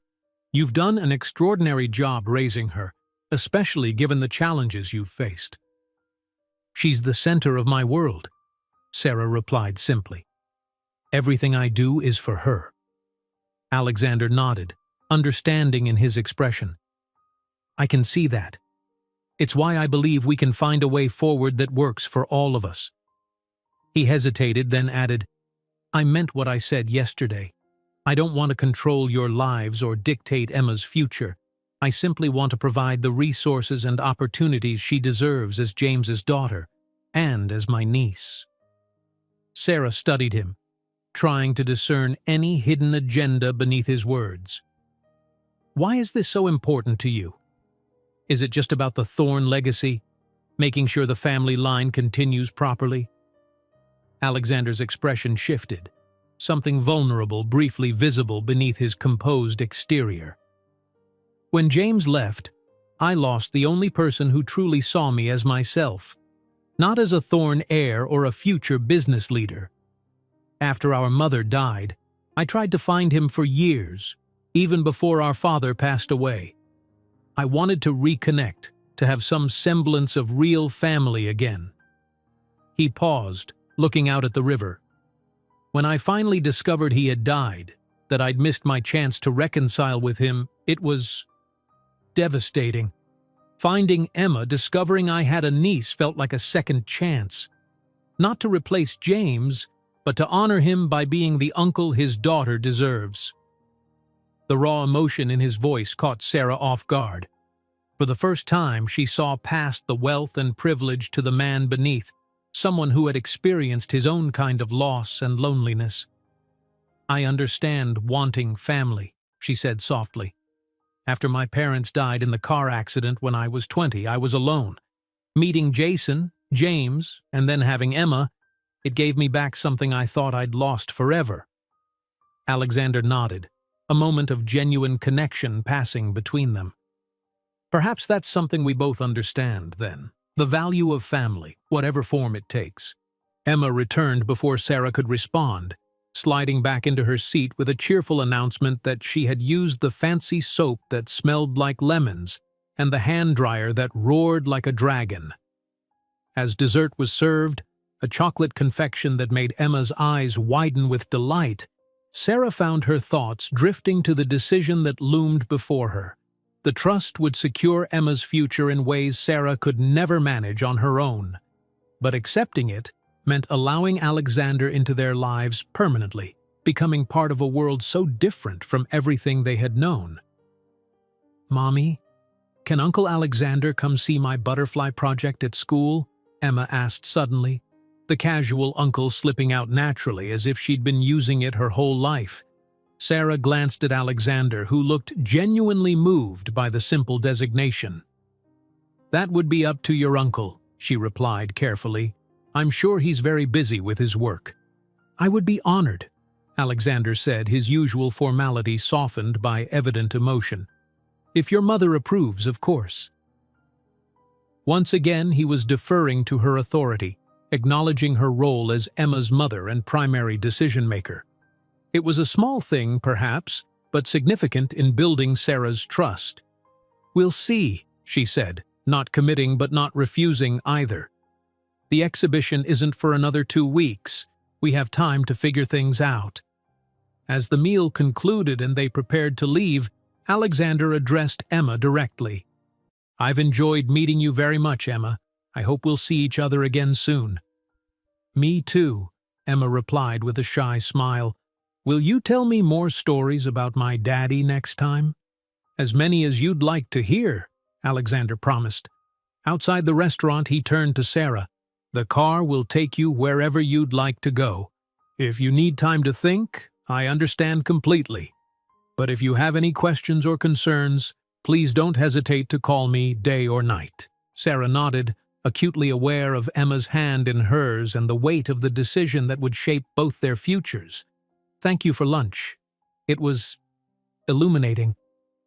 "For me as well," Alexander replied with unexpected warmth. He bent slightly to address Emma once more. "Thank you for sharing your castle drawing with me, Emma. Perhaps next time you can tell me more about your butterflies." As they settled into the car and pulled away from the restaurant, Emma waved enthusiastically at Alexander through the window. He returned the gesture with a more restrained but equally genuine wave of his own. "I like Uncle Alexander," Emma declared as they moved into traffic. "He's not smiley like Joey's Uncle Rick, but he listens really good. And he knew my real daddy." Sarah's heart clenched at the simple observation. "Yes, he did. Can we see him again tomorrow?" "Not tomorrow, sweetie. We need to take some time to think about everything that's happening." Emma considered this with the seriousness only a 7-year-old could muster. "Because of the money. Mrs. Henderson says money changes people. Will we change if we get rich?" The innocent question struck at the heart of Sarah's fears. "I hope not," she answered honestly. "But things would be different. We might live in a different place. You might go to a different school. We'd have opportunities we don't have now." "Like a real pet instead of Mr. Whiskers?" Sarah smiled despite her inner turmoil. "Like a real pet, yes. And you wouldn't have to worry about the electricity anymore? Or have that crying but trying to be quiet time at night when you think I'm asleep?" Sarah's breath caught, the simple observation revealing how aware Emma had been of their struggles despite her efforts to shield her daughter. "Yes," she managed after a moment. "Things would be easier in many ways." Emma nodded decisively. "Then I think we should be rich, and have Uncle Alexander visit sometimes to tell me stories about my real daddy." If only it were that simple, Sarah thought as the city passed by outside their window. If only the decision could be made with a child's straightforward logic, uncomplicated by adult concerns about control, independence, and the ways wealth could change not just circumstances, but people themselves. "Where to, ma'am?" the driver asked, interrupting her thoughts. Sarah hesitated, then made a sudden decision. "Could you take us to Greenwood Cemetery, please?" It was time to visit James, and try to find some clarity about the path forward. Greenwood Cemetery stretched across gently rolling hills at the edge of the city, its winding paths shaded by ancient oaks and maples just beginning to show their spring foliage. The driver pulled up to the main entrance, where an ornate iron gate stood open between stone pillars. "Would you like me to wait, ma'am?" he asked as he opened the door for Sarah and Emma. Sarah hesitated, realizing she hadn't thought about how they would get home afterward. The cemetery was miles from their apartment, far from any convenient bus routes. "Yes, please, if that's not a problem. We shouldn't be too long." "Take as much time as you need," the driver assured her. "Mr. Thorne's instructions were quite clear. The car is at your disposal for the day." Of course it was. Alexander Thorne seemed to have thought of everything, anticipated every need before Sarah herself could identify it. The realization was both comforting and disconcerting. "Where are we going, Mommy?" Emma asked as they passed through the gate and onto the main cemetery path. "Is this where the butterflies live?" Sarah squeezed her daughter's hand gently. "No, sweetheart. This is where people are buried when they die. It's where your real daddy is." Emma's eyes widened with understanding. "Oh."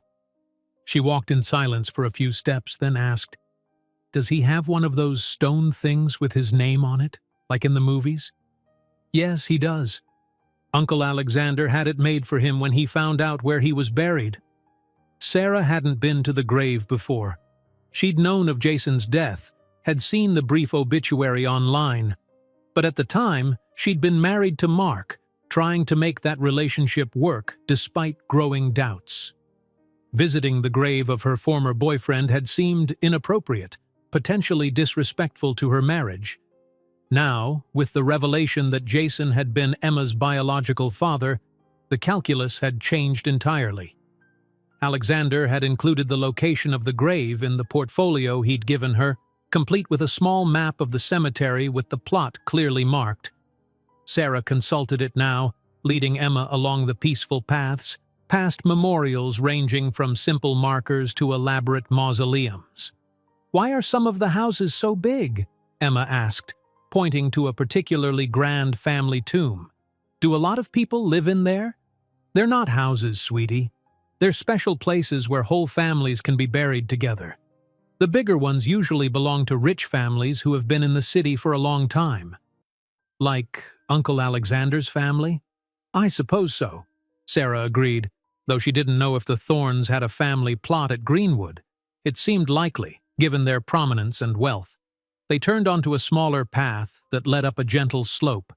According to the map, James's grave should be near the crest of the hill, under a large oak tree. As they approached, Sarah spotted it, a simple but elegant headstone of polished granite. "Is that it?" Emma asked, pointing ahead. "Yes," Sarah confirmed, feeling a peculiar tightness in her chest as they drew closer. The headstone was exactly as Alexander had described, dignified but not ostentatious, bearing both names, James Alexander Thorne and Jason Michael Reynolds, along with the dates of his birth and death.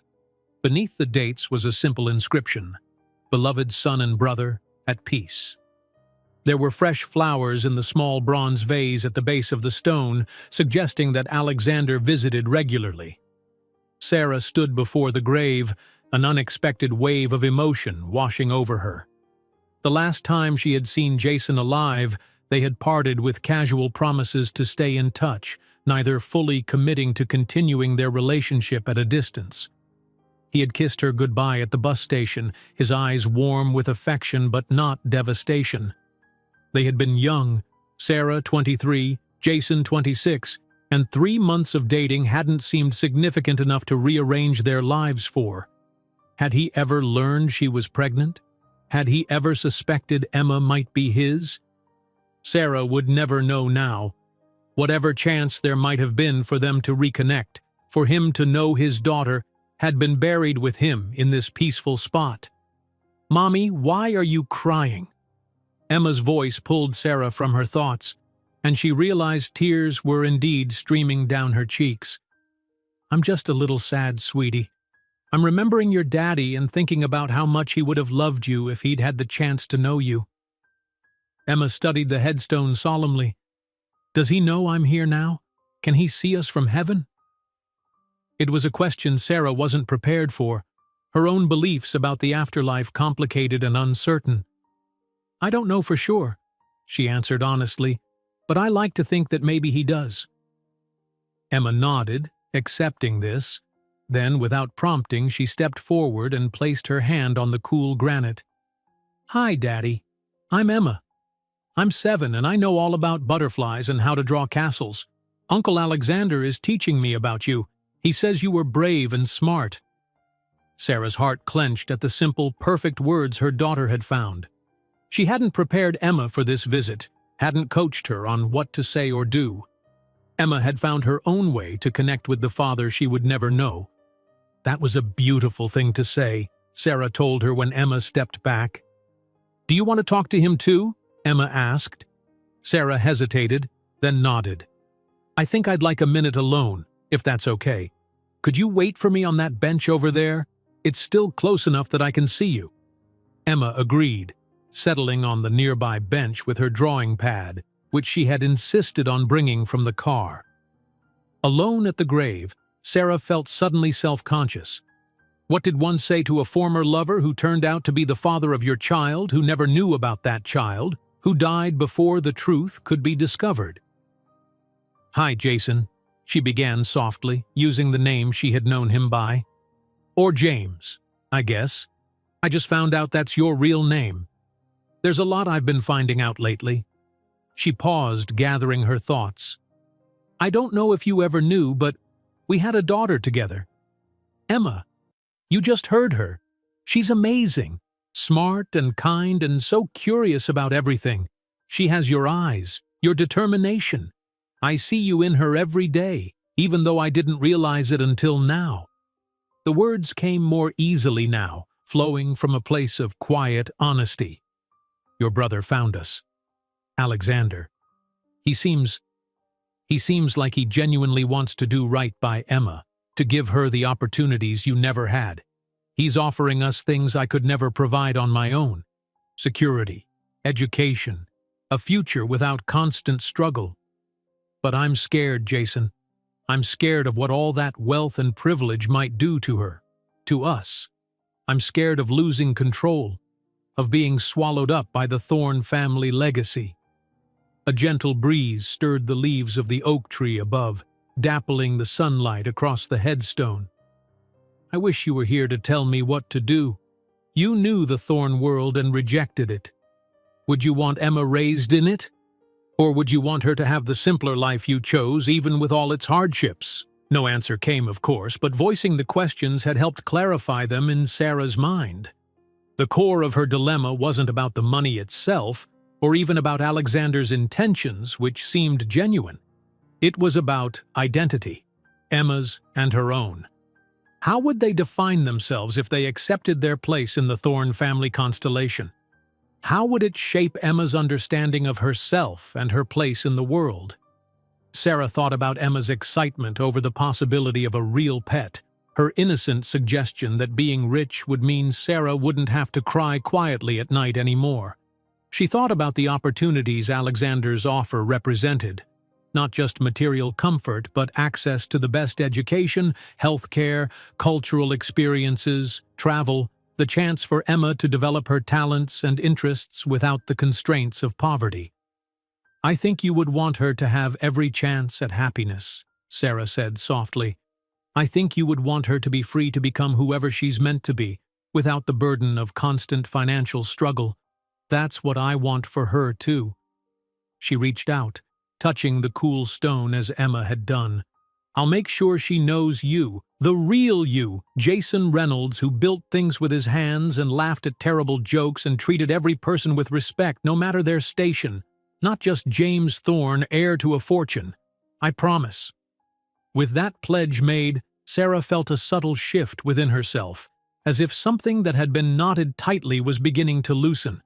She wasn't yet ready to make a final decision, but the path forward was becoming clearer. She joined Emma on the bench where her daughter was busy drawing something that involved lots of butterflies and what appeared to be a man standing under a tree. "That's lovely," Sarah said, peering over Emma's shoulder. "Is that your daddy?" Emma nodded. "He's watching his butterflies. Uncle Alexander says they have a special garden at their house where they used to catch butterflies when they were little." She looked up at Sarah with serious eyes. "Are you still sad, Mommy?" "A little," Sarah admitted, "but also a little more at peace. Sometimes visiting a grave helps us sort through our feelings about the person who died." Emma seemed to consider this carefully. "I wish I could have known him. For real, not just in stories." "Me too, sweetheart." They sat in comfortable silence for a moment, the breeze rustling the pages of Emma's drawing pad. Then Emma asked, "Can we go to Uncle Alexander's house? I want to see if they still have the butterfly garden." The question took Sarah by surprise. "Today? I'm not sure he's expecting us, Emma. We could call him and ask. You have his number in your phone." Sarah hesitated. Just yesterday, the idea of voluntarily returning to Alexander's mansion would have seemed impossible, but the visit to the grave had shifted something in her perspective. Perhaps it was time to see the Thorne estate through a different lens, not as an intimidating symbol of wealth and power, but as the place where Emma's father had grown up, where he had chased butterflies and built tree houses and formed the character that had drawn Sarah to him all those years ago. "Let me think about it," she said, not quite ready to take that step. "We should probably head home for now. It's been a big day already." Emma accepted this with a small nod, though Sarah could see disappointment in her expression. As they walked back toward the cemetery entrance, Emma kept glancing over her shoulder at the grave, as if reluctant to leave now that she had found this connection to her father. The driver was waiting patiently by the car, opening the door for them as they approached. "Where to now, Mrs. Mitchell?" Sarah looked at Emma's hopeful face and made a sudden decision. "Could you call Mr. Thorne for me? I'd like to speak with him." While the driver made the call, Sarah crouched down to Emma's level. "If Uncle Alexander isn't busy, we might visit his house for a little while, but I want you to understand that this doesn't mean we've made any big decisions yet. We're just exploring our options." Emma's face lit up with excitement. "Can I see my daddy's treehouse, and the butterfly garden, and maybe where his room was when he was little like me?" "If Uncle Alexander says it's okay, yes," Sarah replied, already wondering if she was making the right choice. The driver returned, handing his phone to Sarah. "Mr. Thorne for you, ma'am." "Alexander?" "It's Sarah," she said, suddenly feeling awkward. "Emma and I just visited James's grave and... well, Emma was wondering if we might see the butterfly garden you mentioned at lunch. I understand if today isn't convenient." "Today would be perfect," Alexander interrupted, a note of pleased surprise in his voice. "I was actually hoping you might consider visiting, though I didn't want to press. The garden isn't quite in bloom yet, but there's still much that might interest Emma. And you as well, I hope." "We wouldn't want to impose—" "It's not an imposition at all," he assured her. "I'll be working from home for the rest of the day. Please come whenever you'd like. I'll let Mrs. Winters know to expect you." After ending the call, Sarah took a deep breath, trying to quell the nervous flutter in her stomach. This felt like another threshold being crossed, another step toward a decision she wasn't yet certain she was ready to make. "Uncle Alexander says we can come?" she told Emma, whose answering smile was luminous with excitement. As they settled back into the car and the driver entered Alexander's address in the navigation system, Sarah found herself wondering what Jason would think of her bringing their daughter to the home he had fled, to the world he had rejected. But perhaps that was the wrong question. Perhaps what mattered more was what this visit might mean for Emma, a chance to connect with a part of her heritage, to better understand the father she would never know. "To the Thorne estate," the driver confirmed as they pulled away from the cemetery. "To Emma's father's childhood home," Sarah corrected gently, reframing the destination in her mind. Because that was what mattered most, not the wealth or the status or the Thorne legacy, but the human connections that had brought them to this moment. Whether those connections would be strong enough to build a future on remained to be seen. But for now, for today, Sarah was willing to take one more step along the path that had opened so unexpectedly before them. The Thorne estate looked different in the afternoon light. As the car wound up the long driveway, Sarah noticed details she had missed during her first visit. The careful landscaping that appeared natural rather than manufactured. The way the house seemed to have grown organically from its surroundings rather than being imposed upon them. Emma pressed her face to the window, eyes wide with wonder. "It's like a real castle," she breathed, her breath fogging the glass. It was, Sarah had to admit, impressive without being ostentatious. The architecture had a timeless quality, neither starkly modern nor fussily historical, but a seamless blend that suggested permanence and stability. Alexander was waiting for them on the front steps when the car pulled up. He had changed from his formal business suit into more casual attire, well-cut trousers and a light sweater that probably cost more than Sarah's entire wardrobe but gave him a more approachable appearance. "Thank you for coming," he said as they got out of the car, his usual reserve softened by what appeared to be genuine pleasure at their visit. Emma, her earlier shyness forgotten, ran up the steps toward him. "Uncle Alexander, we saw my daddy's special stone in the cemetery and now I want to see his butterfly garden." If Alexander was taken aback by Emma's enthusiasm, he didn't show it. "The butterfly garden was one of his favorite places," he told her, glancing at Sarah with a look that seemed to seek her approval for engaging directly with Emma. "Mine too, when we were growing up." Sarah nodded slightly, giving him permission to continue. As they entered the house, she noticed Alexander had instinctively offered his hand to Emma, who took it without hesitation.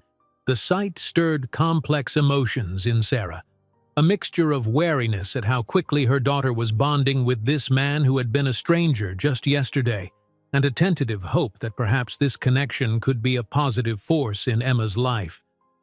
Mrs. Winters greeted them in the foyer, her demeanor as professionally warm as before. "Welcome back, Mrs. Mitchell. And this must be Miss Emma. It's a pleasure to meet you."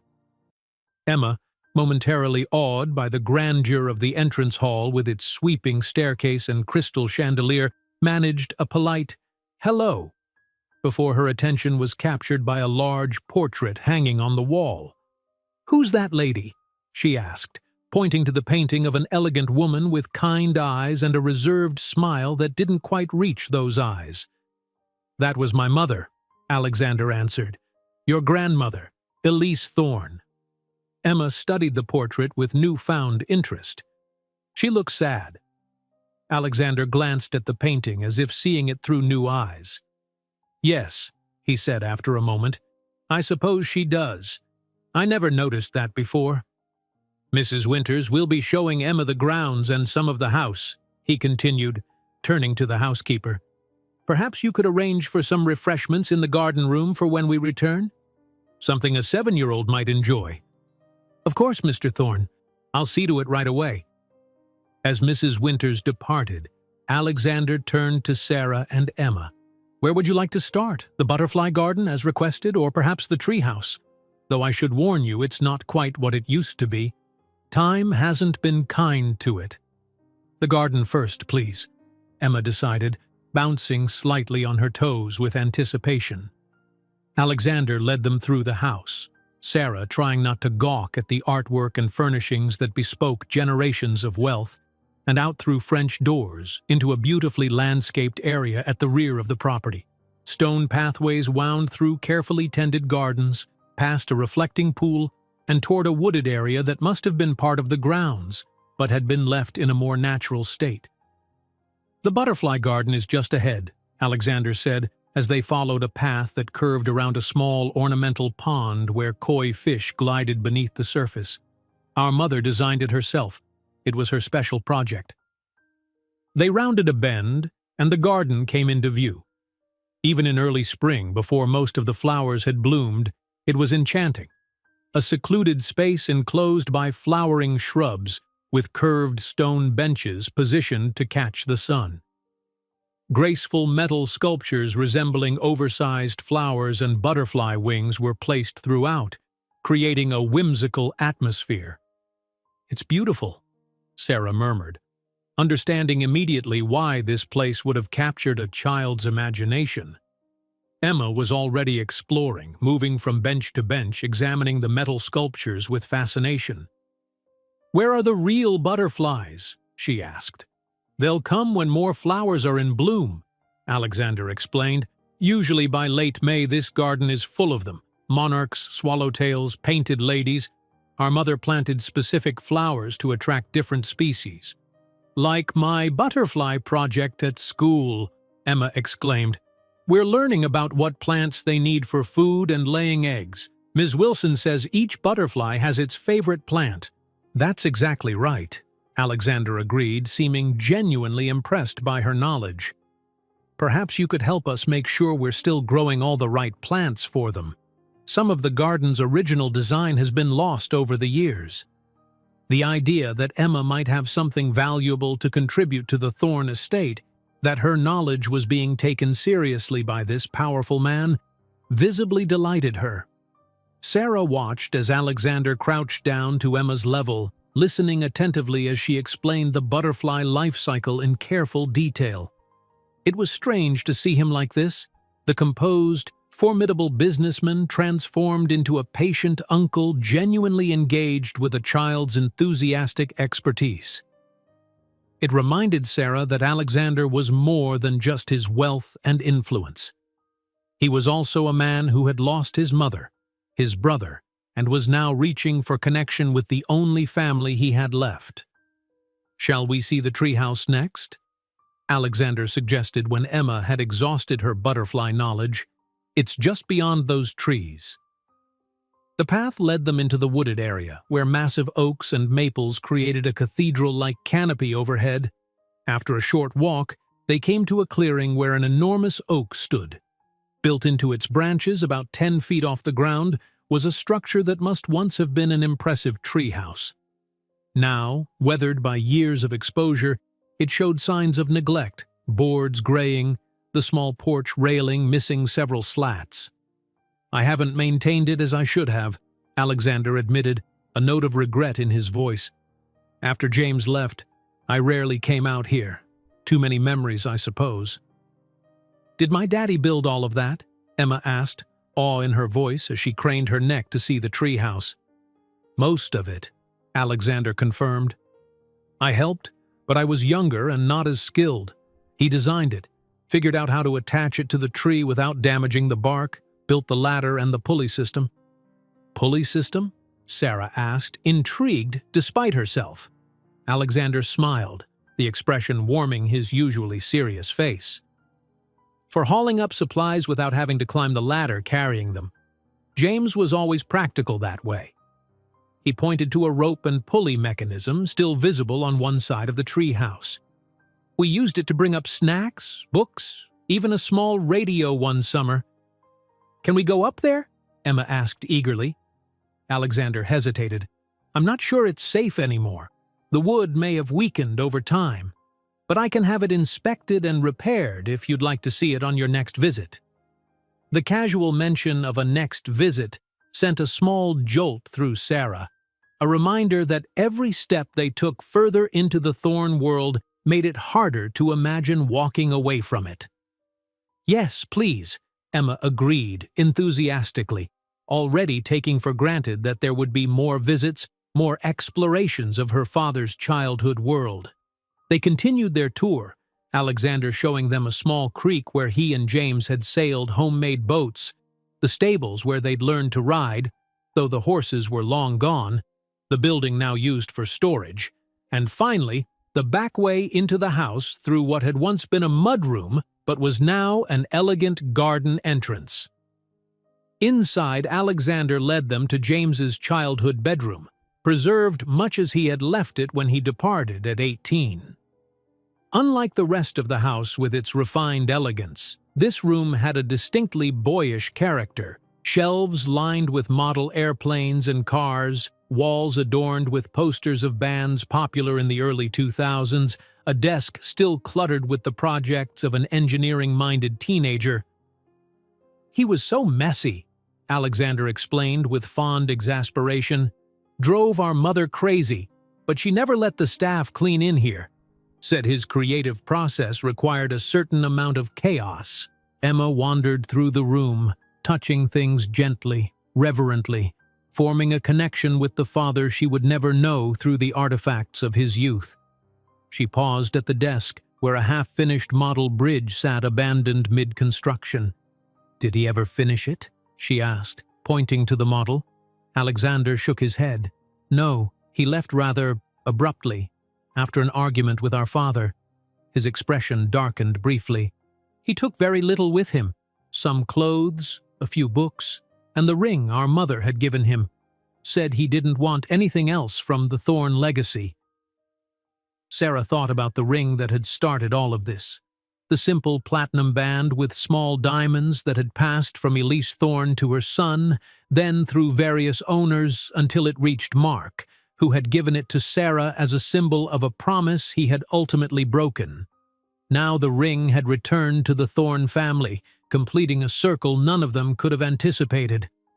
"Our mother was heartbroken when he left," Alexander continued almost to himself. "But she understood his need to find his own path, away from our father's influence.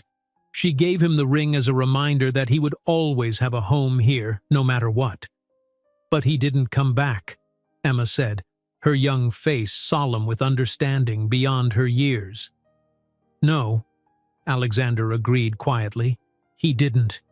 The moment was interrupted by Mrs. Winters, who appeared at the door to inform them that refreshments were waiting in the garden room.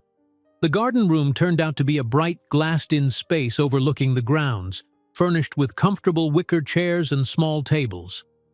Mrs. Winters had arranged a spread that made Emma's eyes widen with delight: tiny sandwiches cut into butterfly shapes, cookies decorated to look like flowers, and a chocolate fountain with fresh fruit for dipping. "I hope this meets with your approval," Alexander said to Sarah, a hint of uncertainty in his tone. "I wasn't sure what Emma might like."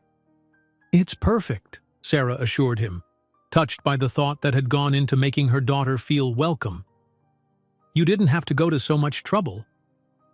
"It's no trouble," he replied simply. "Having you both here, it brings life back to this house in a way I didn't realize it was missing."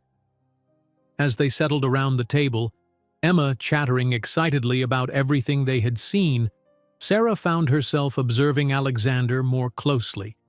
There was a subtle tension in his shoulders, a careful modulation of his responses that suggested he was trying very hard to make a good impression, not in the polished, professional way he had initially presented himself, but in a more personal, vulnerable manner. He wanted them to like him, she realized, not just to accept his financial support or the opportunities he could provide, but to genuinely include him in their lives. To be, in some meaningful way, a family. The realization softened something in Sarah that had remained guarded despite everything they had learned. Alexander Thorne might be one of the wealthiest men in the country, heir to a fortune and influence she could barely comprehend, but in this moment he was simply a man longing for connection, for the family he had lost and was trying in his own way to rebuild. As Emma dipped a strawberry into the chocolate fountain, her face alight with simple joy, Sarah found herself imagining a future where this could be part of their lives. Not just the material comforts, but the sense of belonging, of being connected to something larger than themselves. A future where Emma would know her father through the brother who had admired him, where the Thorne legacy could be redefined into something more meaningful than mere wealth and status. It was still a daunting prospect, filled with complexities and potential pitfalls. But here, in this sun-filled room with chocolate-covered strawberries and butterfly sandwiches, with Emma's laughter and Alexander's careful attentiveness, Sarah could begin to envision how it might work. As the afternoon stretched into early evening, Emma's excitement began to give way to tiredness.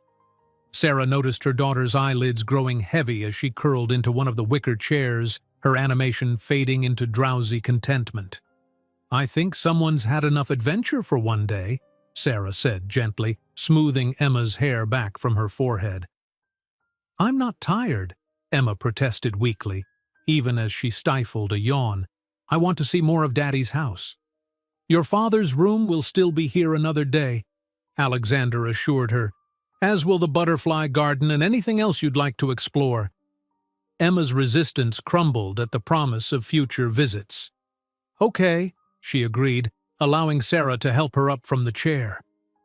But we'll come back soon? Soon, Sarah promised, though she still felt a flutter of uncertainty at making even this small commitment. She turned to Alexander. Thank you for today, for sharing all of this with Emma. It means a lot to her to have this connection to her father. It's meant a great deal to me as well, Alexander replied, his customary reserve softened by the hours spent in their company. Perhaps you would both consider joining me for dinner before you leave? Nothing formal, he added quickly, seeing hesitation in Sarah's expression. Just a simple meal. Mrs. Winters makes an excellent macaroni and cheese that I think would meet with Emma's approval. Sarah was about to decline politely when Emma perked up at the mention of her favorite food. Can we, Mommy? Please? Looking at her daughter's hopeful face, Sarah found she didn't have the heart to refuse. All right, but nothing elaborate. It's been a long day, and we should get home at a reasonable hour. Alexander nodded, clearly pleased but trying not to show it too openly. Of course, I'll let Mrs. Winters know. Dinner was served in a smaller, more intimate dining room than the formal space Sarah had dined in the previous evening.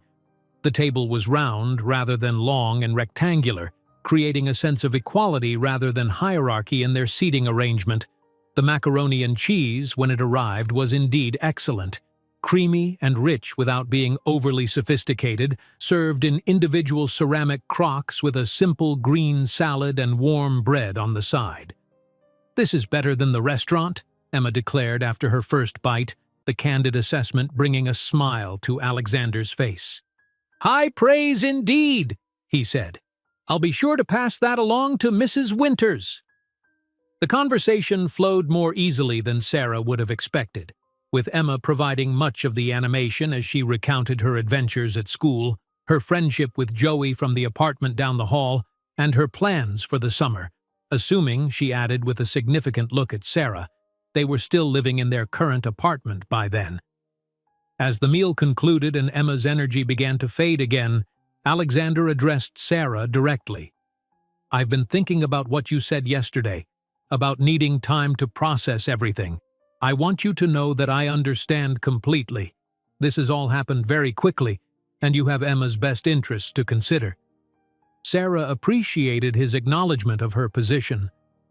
It's a lot to take in, she agreed. Not just the trust and the financial aspects, but everything it would mean for our lives, for Emma's identity and mine. Alexander nodded thoughtfully. I've been giving that some consideration as well. If you'd be willing, I'd like to propose a gradual approach, one that would allow you both to become accustomed to the changes at your own pace. What sort of approach? Sarah asked, her interest piqued despite her lingering caution. There's a guest house on the property, Alexander explained. It's not far from the main house, but it's entirely self-contained. Its own kitchen, living areas, 3 bedrooms.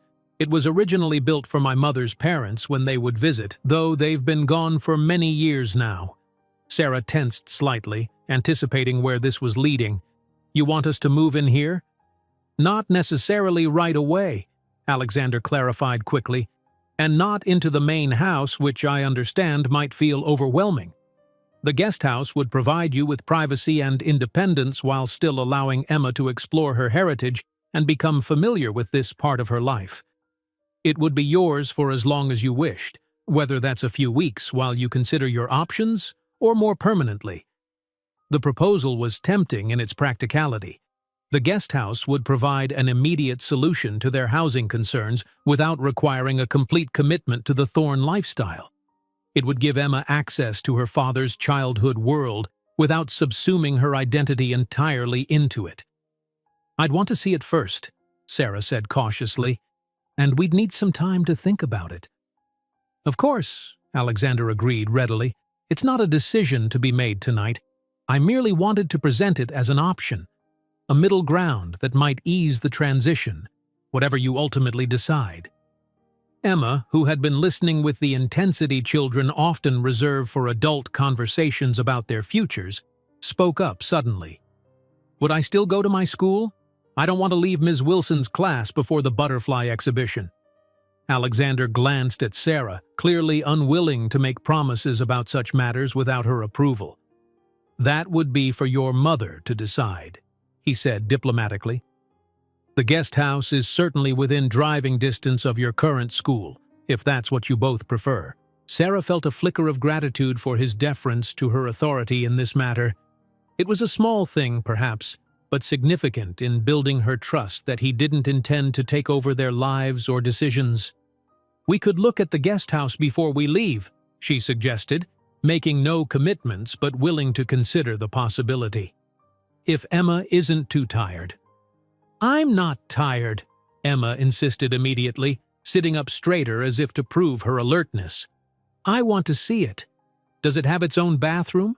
Joey's family moved to an apartment with 2 bathrooms and he says it's the best thing ever because his sister takes forever to brush her teeth. Alexander chuckled, Emma's practical concern breaking the tension of the moment. It has 3 bathrooms, actually, 1 for each bedroom. Your own private space for brushing teeth. No waiting required. Emma's eyes widened at this previously unimagined luxury. 3 whole bathrooms? Just for us? Just for you, Alexander confirmed. And a small garden of your own if you'd like to plant some butterfly-friendly flowers. Perhaps you could design it as your special project, like my mother did with the main butterfly garden. The idea clearly enchanted Emma, who immediately began listing the plants she would include in her butterfly garden, her earlier fatigue forgotten in the excitement of planning. As they finished their meal and prepared to view the guest house, Sarah found herself watching Alexander with newfound appreciation for the careful way he was navigating their evolving relationship. He was offering opportunities and possibilities without demanding immediate decisions, respecting her role as Emma's mother, while gently introducing the benefits his resources could provide. The guest house turned out to be a charming stone cottage situated about a quarter-mile from the main house, accessible by a winding path through a wooded area that emerged into a clearing where the building stood. It was smaller than the mansion, of course, but still generously proportioned by any standard Sarah was accustomed to. A covered porch wrapped around the front and one side, offering views of both the woods and the distant main house. It was renovated about 5 years ago, Alexander explained as he unlocked the front door. After I claimed my inheritance, I had much of the property updated, though I've maintained the original character wherever possible. Inside, the cottage was warm and inviting, with honey-colored wood floors and large windows that would fill the space with light during the day. The furnishings were comfortable without being ostentatious, the decor simpler and more relaxed than the formal elegance of the main house. It felt livable, even cozy despite its generous proportions. Emma immediately set off to explore, running from room to room with delighted exclamations over each new discovery. The window seat in the largest bedroom, the clawfoot tub in the main bathroom, the small study with built-in bookshelves reaching to the ceiling. "This would be my room," she called, having claimed a bedroom at the rear of the house that overlooked a small garden area. "It has a perfect shelf for Mr. Whiskers."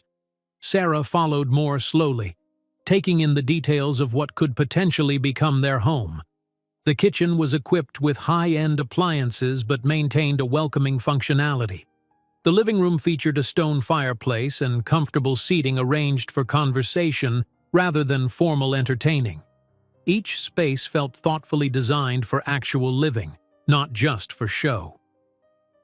"It's beautiful," she admitted to Alexander as they stood in the kitchen, Emma's excited commentary drifting from the bedrooms where she continued her exploration. "I can see why your grandparents would have enjoyed staying here." "They did," Alexander confirmed. "They much preferred it to the main house, actually. Said it felt more like a real home and less like a museum." He hesitated, then added, "I've sometimes thought the same thing myself." The admission surprised Sarah. "You don't like living in the main house?" Alexander considered the question seriously. "It's my inheritance, my responsibility. There's security in its permanence, its history. But is it a home?" He shook his head slightly. "Not in the way I imagine a home should be. Not yet, at least." There was something unexpectedly vulnerable in his response, a glimpse of the lonely reality behind the wealth and privilege. Sarah had been so focused on what accepting Alexander's offer would mean for her and Emma that she hadn't fully considered what they might bring to his life beyond fulfilling some abstract sense of familial obligation. "Why is having us in your life so important to you?" she asked directly, feeling they had reached a point where such candor was possible. "Is it just about honoring James's memory? About the Thorne legacy continuing?" Alexander was quiet for a moment, leaning against the kitchen counter as he gathered his thoughts. "Those things matter," he acknowledged, "but they're not the whole of it." He looked toward the sound of Emma's footsteps running down the hallway, a small smile touching his lips. "When I discovered my true heritage and claimed the Thorne fortune, I thought it would be enough. That having the recognition, the resources, the status my father had denied me would somehow fill the void left by my mother's death by James's absence." He straightened, meeting Sarah's gaze directly. "It wasn't. All this—" He gestured to encompass the property, the wealth it represented, "is meaningless without people to share it with, without family. When I learned about Emma, it felt like a second chance. Not just to connect with James's child, but to create something my father never managed with all his wealth and power, a real family, built on mutual respect and genuine care rather than obligation and appearances." The sincerity in his voice was unmistakable, and Sarah found herself moved by it. He wasn't simply offering them financial security or social advantages.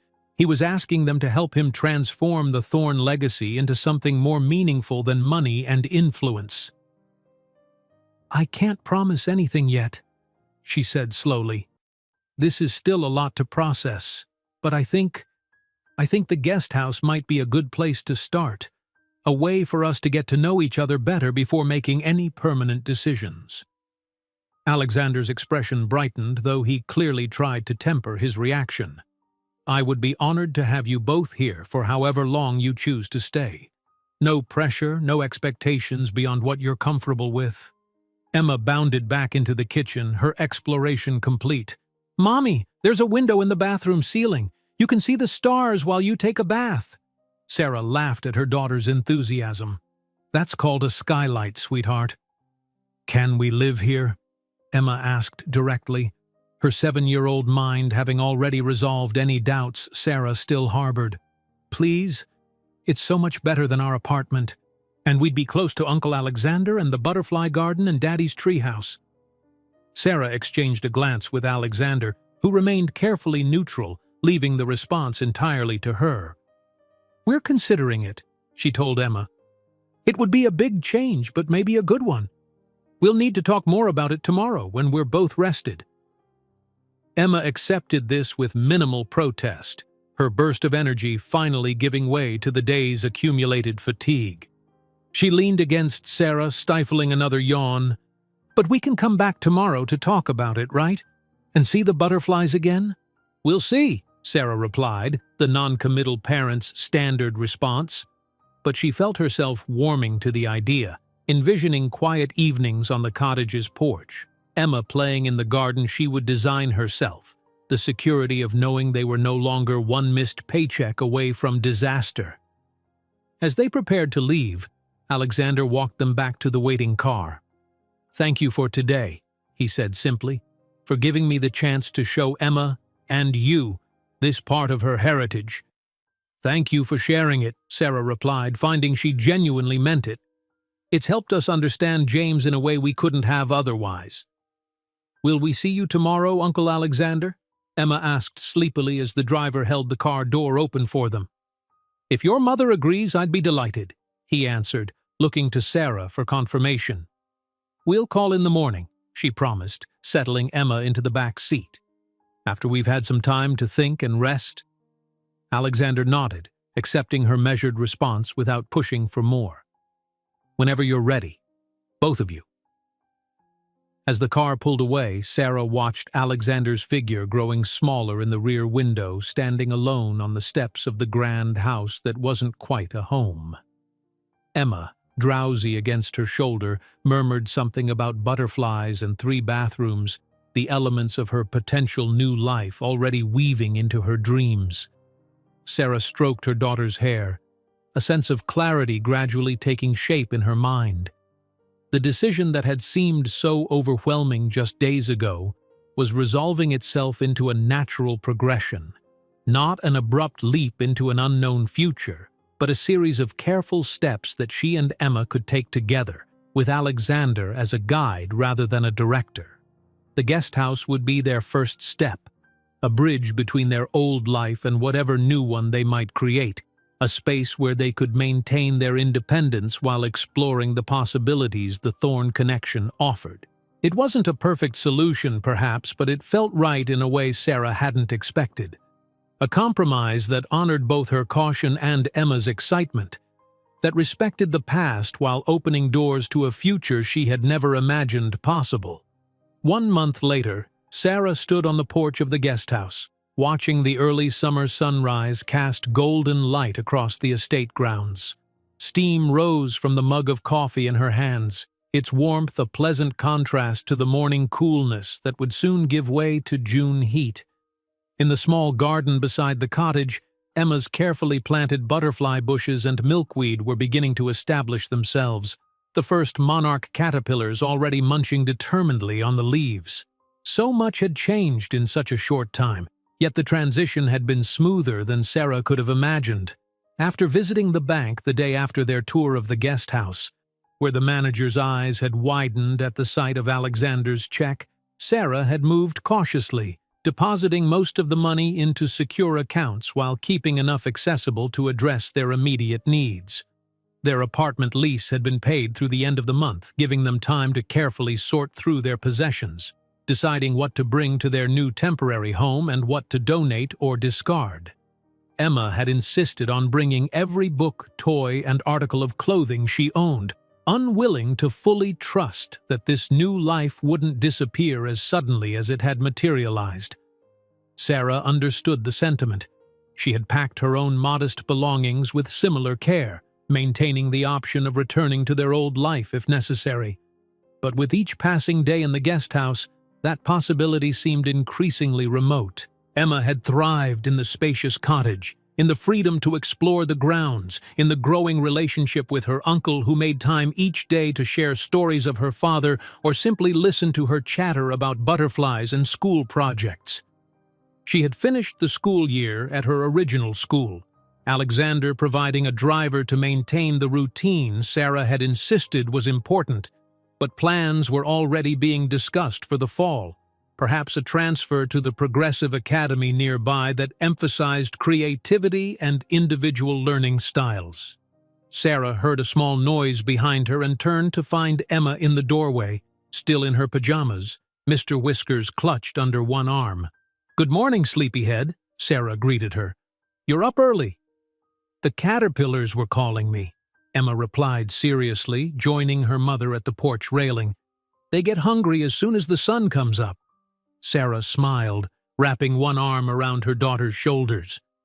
"The caterpillars were calling you, huh? And what are they saying?" "That they need more milkweed if they're going to grow into proper butterflies," Emma explained. "And that Uncle Alexander is coming for breakfast, so I should put on my butterfly-watching clothes." Sarah raised an eyebrow, amused. "The caterpillars told you Uncle Alexander is coming for breakfast? They're very well-informed insects." Emma giggled.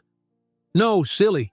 Mrs. Winters called last night when you were in the shower. She asked if it was okay for him to bring breakfast this morning, didn't she tell you?" "Ah, that explains it," Sarah laughed.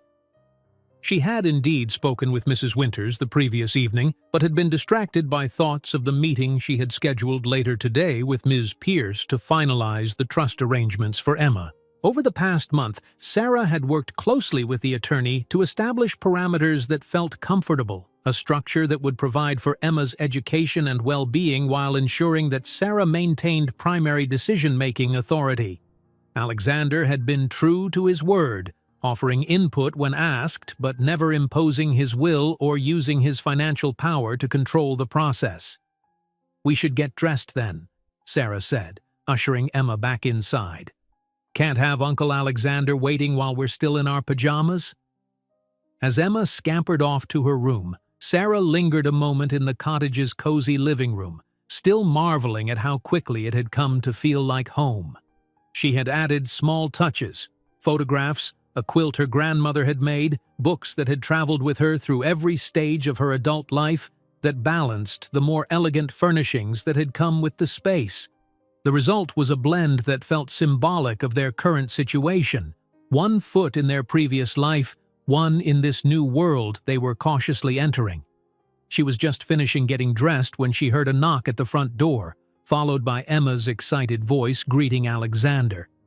By the time Sarah emerged from her bedroom, Emma was already helping her uncle arrange an assortment of pastries and fruit on the kitchen counter, chattering about the caterpillars in her garden and how many chrysalises she expected to have by the end of the month. "Good morning," Alexander greeted Sarah, looking more relaxed than she had ever seen him in those first tense meetings. He had adapted to their presence on the estate with a gentle enthusiasm that never crossed into intrusion, available when invited but respectful of their privacy otherwise. "I hope you don't mind the impromptu breakfast. I thought you might appreciate not having to cook before your meeting with Catherine Pierce." "It's a welcome surprise," Sarah assured him, accepting the mug of fresh coffee he offered. "Thank you." "Can we have breakfast on the porch?" Emma asked, "so we can watch for butterflies while we eat?" "An excellent suggestion," Alexander agreed, helping Emma arrange plates and napkins on a tray while Sarah gathered silverware. The morning was peaceful, the conversation flowing easily between them. As they finished their meal, Emma asked if she could show Alexander the progress of her caterpillars, leaving Sarah alone on the porch with her thoughts. From where she sat, she could see the main house through the trees, imposing yet no longer intimidating. She had visited several times now, even had dinner there with Alexander twice a week, gradually becoming more comfortable in spaces that had once seemed impossibly grand. Alexander in turn spent more time at the cottage than she would have expected, often bringing dinner from Mrs. Winters or simply stopping by to see Emma and hear about her day. It was an unconventional arrangement, to be sure, but one that seemed to be working for all of them. Emma was blossoming with the stability and opportunities now available to her, while Alexander had softened noticeably, his formal reserve giving way to a more relaxed demeanor as he found his place in their lives. Not quite a father figure to Emma, but a dedicated uncle whose careful attention was helping her develop confidence and curiosity. And Sarah herself? She was changing too, finding a new equilibrium between independence and acceptance of help, between protecting Emma and allowing her the freedom to explore her heritage. The financial security Alexander had provided had lifted an enormous weight, allowing her to focus on long-neglected aspects of her own life and interests. She had even begun taking online courses toward completing the business degree she had abandoned years ago when her parents' deaths had forced her to work full-time. Alexander had been supportive without being pushy when she mentioned her interest, offering resources but letting her set the pace and direction of her studies. "Mommy, come quick!" Emma's excited voice broke through her reflection. "One of the caterpillars is starting to make its chrysalis." Sarah joined them in the small garden where Emma had been carefully cultivating plants specifically chosen to attract and support various butterfly species. Alexander was crouched beside her, looking genuinely fascinated as a large caterpillar hung in a J-shape from a milkweed stem, preparing for its transformation. "It's just like in my book," Emma whispered, awe in her voice. First it hangs upside down, then it makes a silk button to hold on with, and then its skin splits open and the chrysalis is underneath. Nature's miracles right in our own garden, Alexander said, his expression softening as he watched Emma's wonder. Your father would have loved this. He was always fascinated by transformation, by the way things could change completely while still remaining essentially themselves. The observation struck Sarah as particularly apt. Wasn't that what was happening to all of them? A transformation that altered their circumstances, their relationship to the world, while preserving what was most essential about who they were? Later that morning, as Sarah prepared to leave for her meeting with Ms. Pierce, she found Alexander waiting on the porch.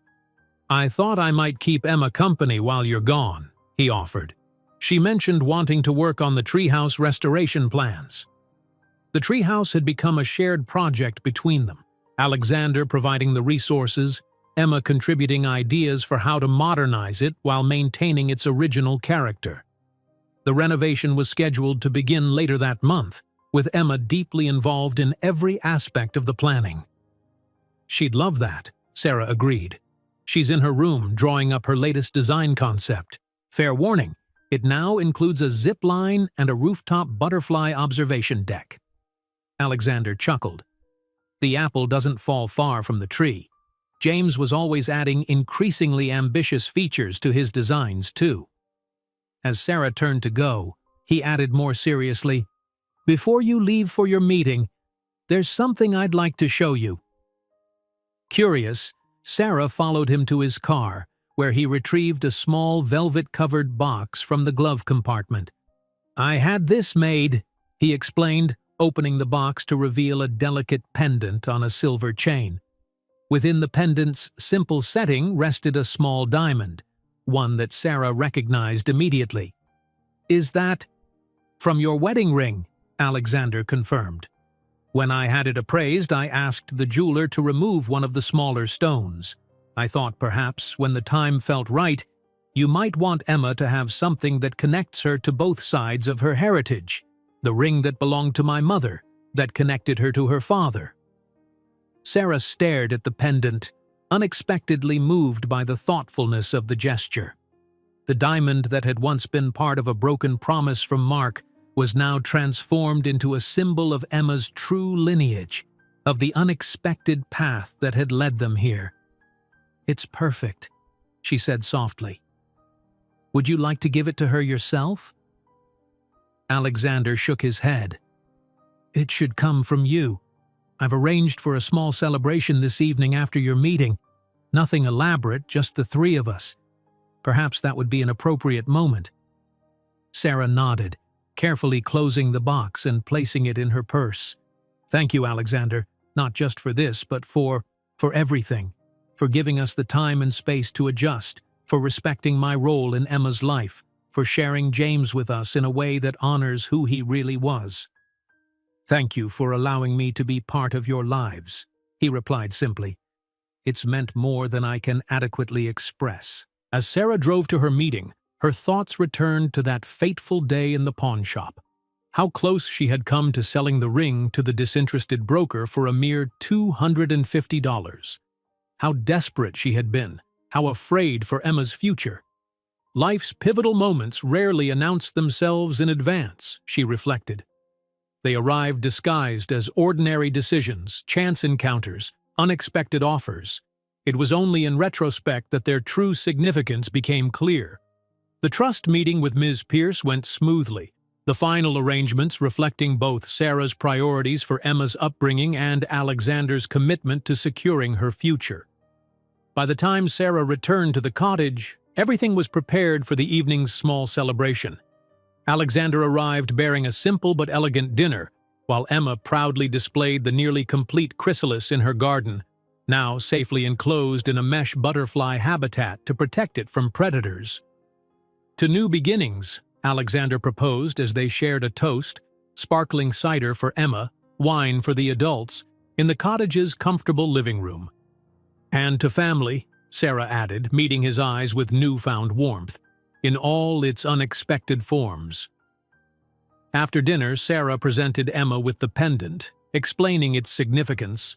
how it contained a small piece of the ring that had once belonged to her grandmother Elise, that had traveled through many hands before connecting them all to each other. "It's like magic," Emma breathed, touching the diamond with reverent fingers. "Like the ring knew it needed to find us." "Perhaps it did," Alexander said softly. "Perhaps some connections are meant to find their way home, no matter how many detours they take along the way." As Sarah fastened the pendant around Emma's neck, she felt a sense of completion, of having come full circle. The journey that had begun in desperation at a pawn shop had led them here, to a new home, a new family configuration, a new understanding of what wealth truly meant. Not just money, though that security was undeniably valuable, but the richer forms of wealth: connection, purpose, belonging. The chance for Emma to know her history, to build a future unconstrained by the limitations poverty imposed. The opportunity for Sarah to reclaim her own dreams while guiding her daughter toward hers. And for Alexander, the family he had longed for, not bound by obligation but joined by choice and growing affection. Outside the cottage window, the sun was setting over the Thorne estate, painting the sky in shades of gold and rose. Tomorrow would bring new challenges, new adjustments as they continued to navigate this unexpected life. But tonight, in this moment of quiet celebration, Sarah felt a certainty that had eluded her since the day Alexander Thorne had walked into the pawn shop and changed everything with his extraordinary offer. They were exactly where they were meant to be. If you enjoyed this story, don't miss the next one. Just click on the screen.